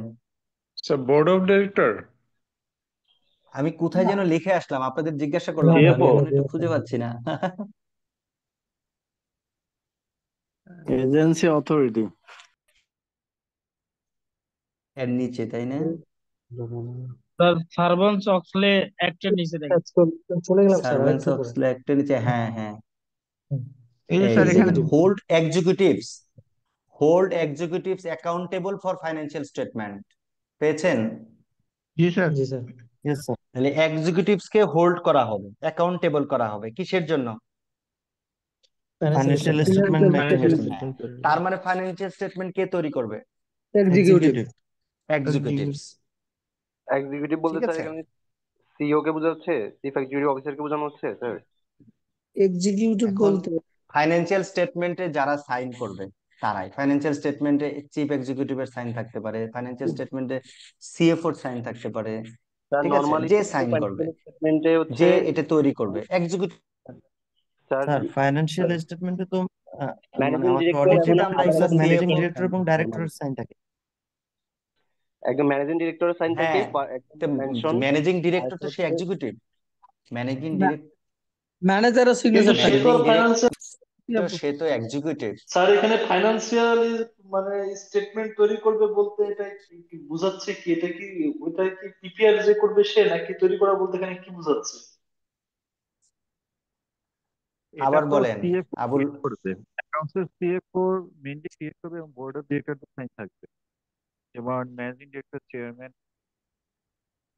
হ্যাঁ, থাকবে, সাইন থাকবে। আচ্ছা, আমি হিটেড বলছিলাম মানে আমরা ওই ইয়েতে না এটা যাই, কি পিপিআর করা বোঝাচ্ছে? ডিবেটে না যাই। প্রিপেয়ার করা স্যার আমি মানে, সরি বলছিলাম আমি এখানে বুঝিনি, তৈরি আপনি করা আবার একটু বলতে কি বলেন। আবুল বোঝাচ্ছে? কালাম ভাই আবার বলেন। তৈরি করা বলতে প্রিপেয়ার স্যার করা, কি বোঝাচ্ছে? প্রিপেয়ার এটা কি মানে পিপিআর করা ইনকাম বোঝাচ্ছে? স্টেটমেন্ট তৈরি করবে। হ্যাঁ, কিন্তু এখানে তো ডেফিনেটলি ইনকাম ডাইরেক্টর বা স্টেটমেন্ট। এক্সিকিউটিভ ডাইরেক্টর এরা তো স্টেটমেন্ট তৈরির মানে সাথে ইনভলভ থাকে না। অ্যাকাউন্টস ম্যানেজার তৈরি করবে। অ্যাপ্রুভ তো করে। স্যার আমি নরমালি যেটা জানি স্যার হচ্ছে সিএফও, অর্গানাইজেশনের যে সিএফও থাকে, chief executive chief financial officer, তিনি হচ্ছে ফাইন্যান্সিয়াল স্টেটমেন্টটা রেডি করে এবং সেটাকে অথরাইজ করে হচ্ছে ডিরেক্টররা। ডিরেক্টর অথরাইজ করে তারপর অডিটে পাঠায়। অডিট যে ইন্ডিপেন্ডেন্ট সে ইন্সপেকশন দিয়ে দেন হচ্ছে সেটা আবার ডিরেক্টরদের কাছে পাঠায়। ডিরেক্টররা সেখানে সাইন করে সেটা আবার অডিটর সাইন করে ফাইনালাইজ করে। আচ্ছা, অ্যাকচুয়ালি আমি যেটা বলতেছি ভাইয়া, ফাইন্যান্সিয়াল স্টেটমেন্ট তো আমরা অ্যাকাউন্ট্যান্ট ওরা তৈরি করে, বাট ফাইন্যান্সিয়াল সিগনেচারটা কে করে, অ্যাপ্রুভ করে হচ্ছে সিএফও স্যার। সো সিএফও তো যেহেতু সিগনেচার করতেছে মানে উনি এটার অ্যাকাউন্টেবল উনি। সো এক্সিকিউটিভ এক্স্যাক্টলি বলতে ইমরানুল, ফুলটাই বোঝানো হচ্ছে, তাই না?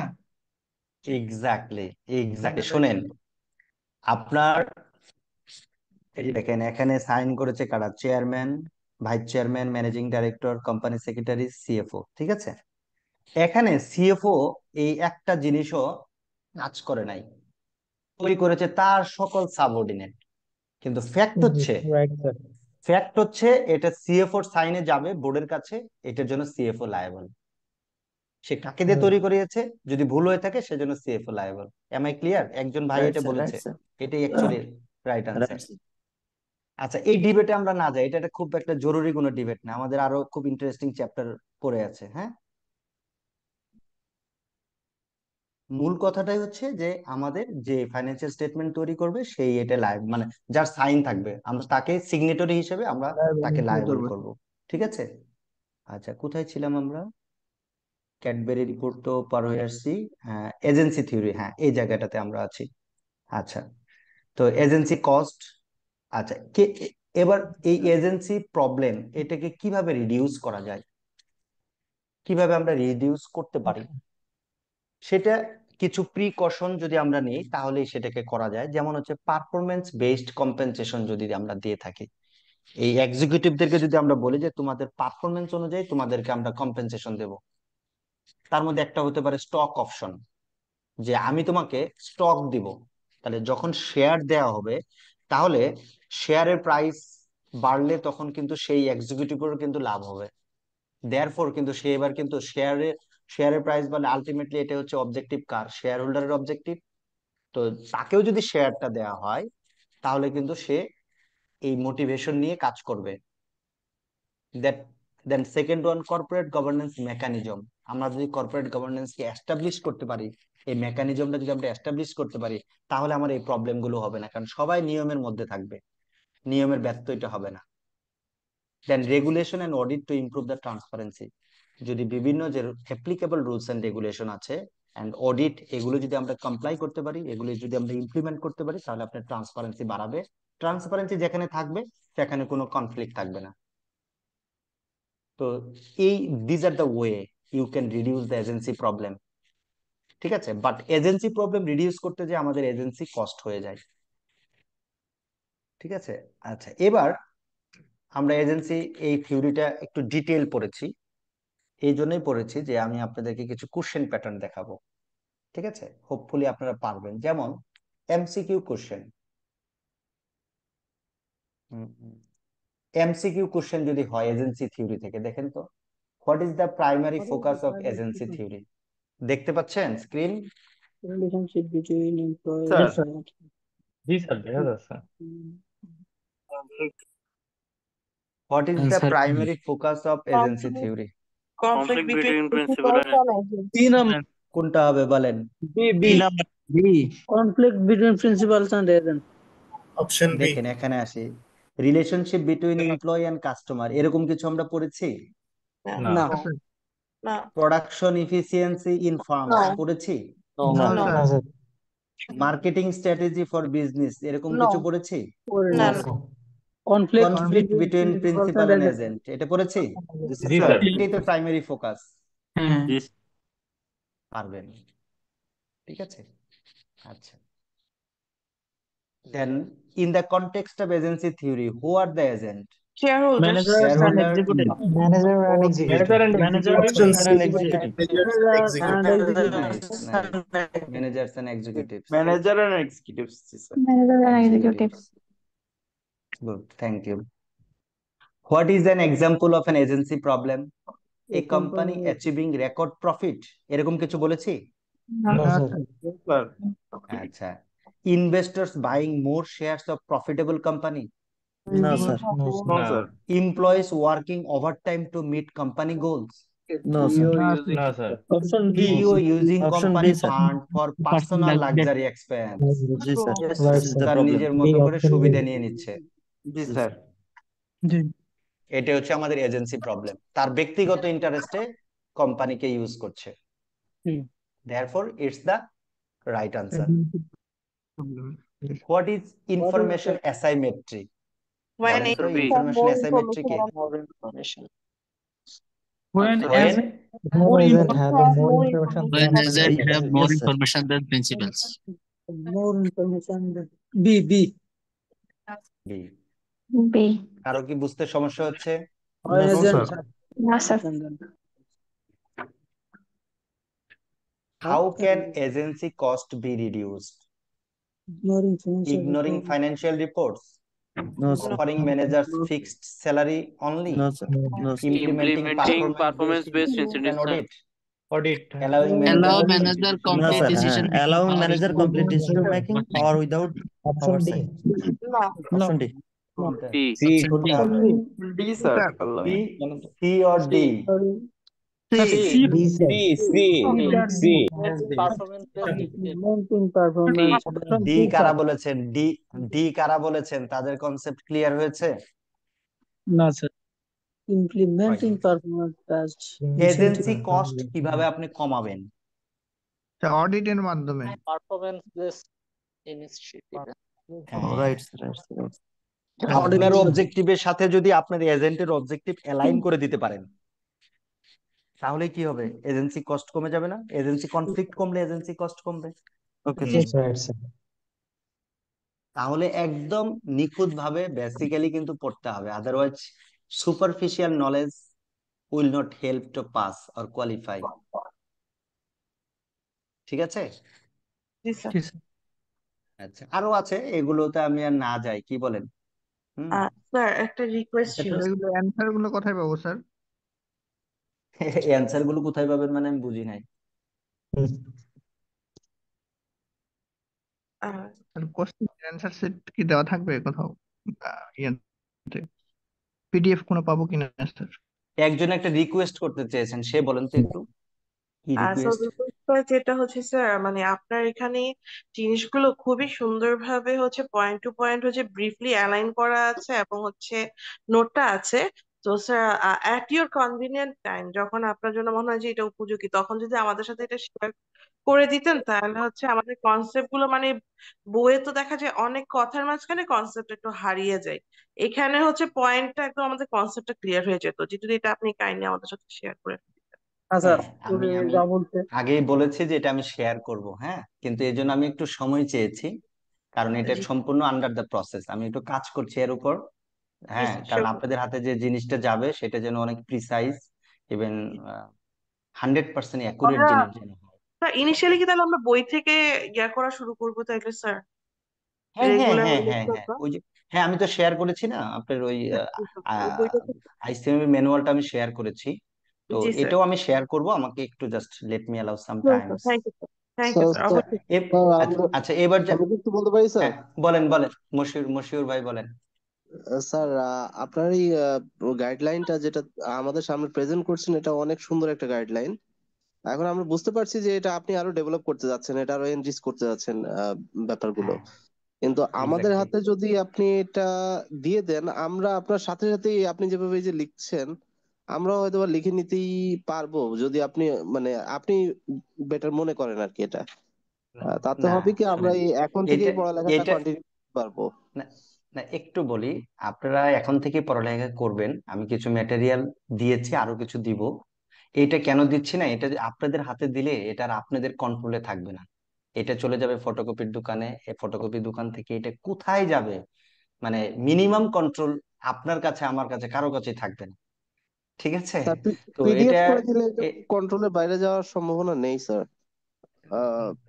আর আমরা আপনাকে মানে এনশিওর করতে পারি যে আমরা এটা বাইরে দিব না, আমাদের মধ্যেই থাকবে। এটা এটা আমার এক্সপিরিয়েন্স থেকে বলছি, তো আমার আইসিএমবি তে এক্সপিরিয়েন্স থেকে বলছি, একটু ওয়েট করেন, আমি অ্যাজ আর্লি অ্যাজ পসিবল আমি আপনাদেরকে ধাপে ধাপে দিব। ঠিক আছে? ওয়েট করি, এটা বেটার হবে। হ্যাঁ, একটু ওয়েট করেন। আচ্ছা, তো আরো কিছু আমি এক্সাম্পল সেট করেছিলাম যেগুলো আপনারা আশা করি পারবেন, সেটাতে না যে এবার আমি যাব ট্রু অর ফলস যদি কোশ্চেন হয় তাহলে আমাদের কেমন হতে পারে, আমরা আনসার করতে পারবো কিনা, যেগুলো আমরা আলোচনা করলাম বা পড়ালেখা করলাম। দেখি প্রথমটায় আছে, agency theory focuses on the relationship between managers and customers. Managers and shareholders. Managers and principals. Managers and principals.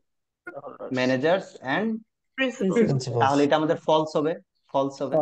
আইসিএমবি তে কিন্তু এটা আসে, যদি ফলস হয় তাহলে কারেক্ট আনসারটা লিখতে হয়। ঠিক আছে? তো সো আপনি ফলস লিখে লিখবেন it focuses on the relationship between principals, ব্র্যাকেটে লিখবেন shareholder and the agent, ব্র্যাকেটে ম্যানেজার। একদম একদম ক্লিয়ার। ঠিক আছে না? জি স্যার। আচ্ছা, সেকেন্ড ওয়ানে যাই, an agency problem arises when managers act in their own interest instead of shareholders interest. True, sir. Agency problem কখন দেখা দেয়? যখন ম্যানেজাররা তাদের নিজস্ব ইন্টারেস্টে কি করে, কাজ করে, instead of share holder interest. তাহলে ট্রু, ট্রু হলে আর কিছু লেখার দরকার নেই, ট্রুটা লিখে দিলেই হবে। ঠিক আছে? Information asymmetry occurs when shareholders have more information than managers. Right sir, যখন ম্যানেজার শেয়ার হোল্ডার হচ্ছে বেশি ইনফরমেশন Admins রাখে। have more information than principals. তাহলে আমরা খুব সুন্দর করে লিখবো যে false. It occurs when managers, ব্র্যাকেটে লিখবো agent, have more information than shareholders. Agents cost of Agency costs are expensed incurred to ensure managers act in the best interest of shareholders. agency cost are True. আচ্ছা কি ঠিক বলছে আছে, এটা এই যে বলুন। তাহলে হয়ে গেছে। আচ্ছা লাস্ট একটু দেখি, লাস্ট 9 নম্বরটা দেখি। আচ্ছা 8 নম্বরটা একটু দেখি। Agency theory applies only to private companies, not public corporation. এটা আমরা পড়েছি না? মানে হ্যাঁ, এটি কিন্তু আমরা এইভাবে কিন্তু পড়িনি, এইভাবে কিন্তু পড়িনি পাবলিক এন্ড প্রাইভেট, কিন্তু তারপর আমরা পাচ্ছি। ঠিক আছে, সো এরকম কিন্তু কখনো এক্সপেক্ট করবেন না যে যা এটা তো পড়ানো হয়নি, পরীক্ষা এটা আসছে। আপনি থিঙ্কিং করবেন।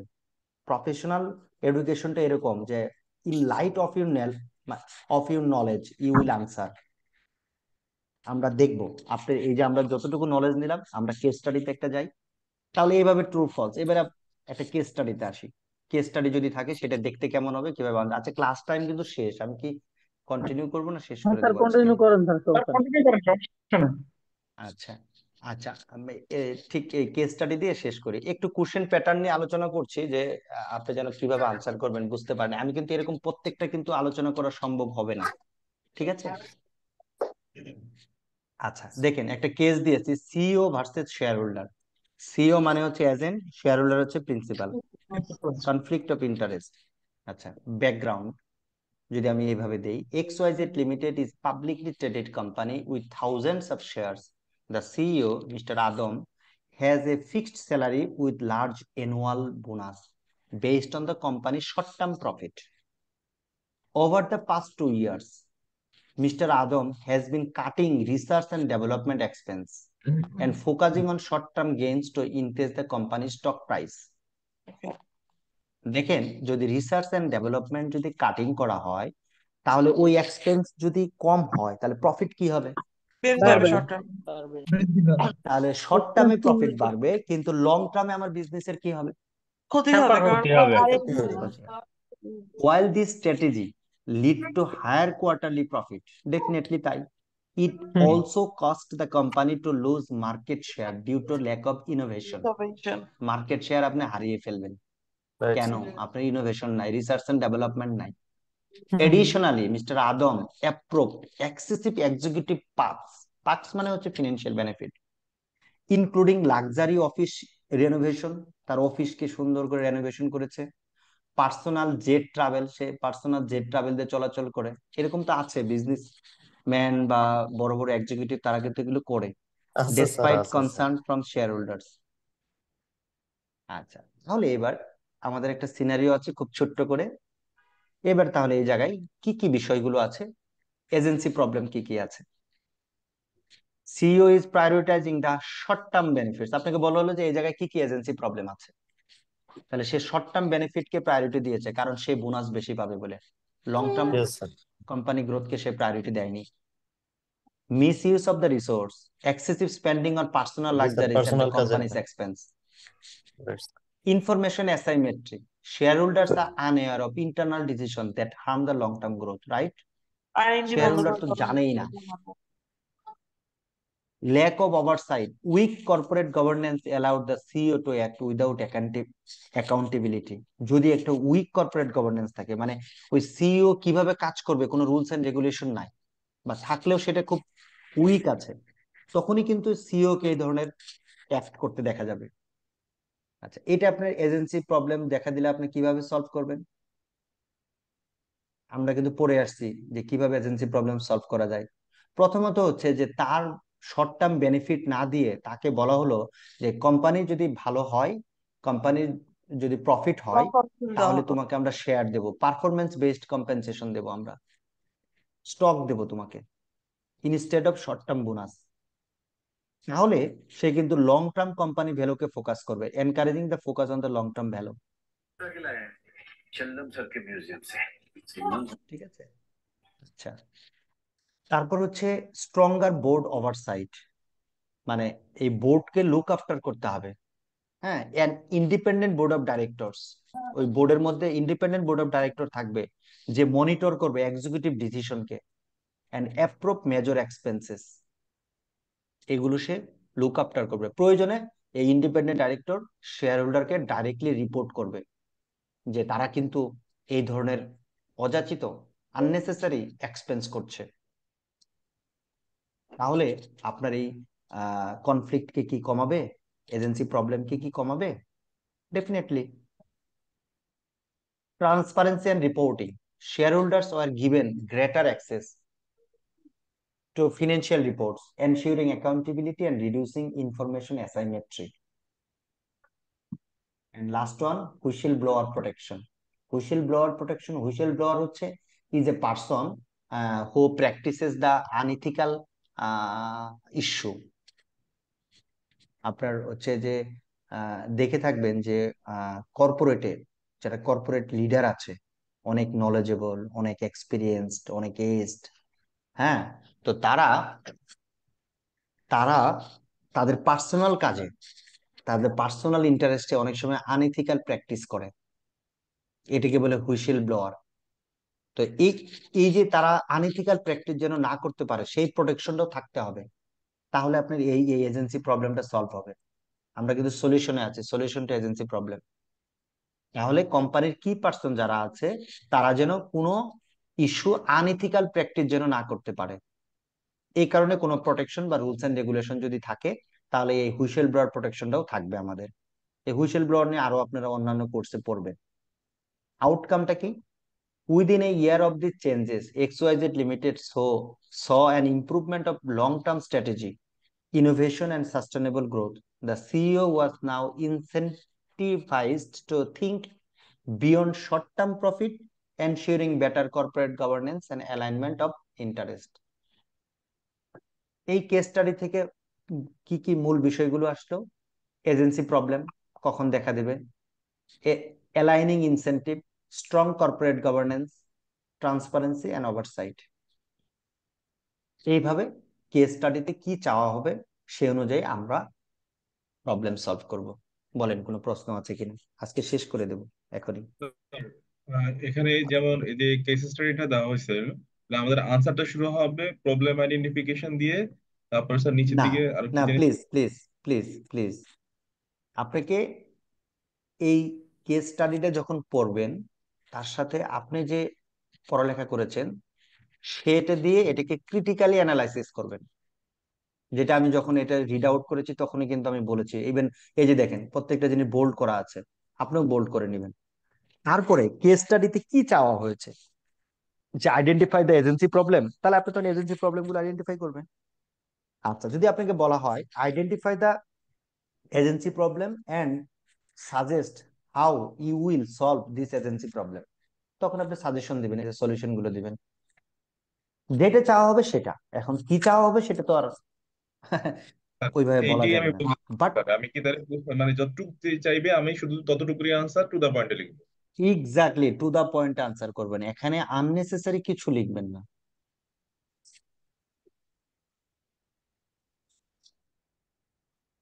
Thank you sir.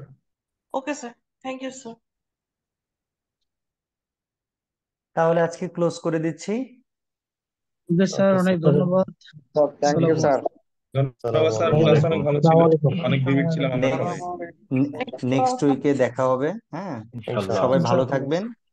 আর আমি খুব দ্রুতই আমি আপনাদের সাথে শেয়ার করব এই ম্যাটেরিয়ালস গুলো, যেন আপনারা পড়তে পারেন। জি স্যার, ধন্যবাদ। আসসালামু আলাইকুম। Good night. Good night sir. ওয়ালাইকুম আসসালাম।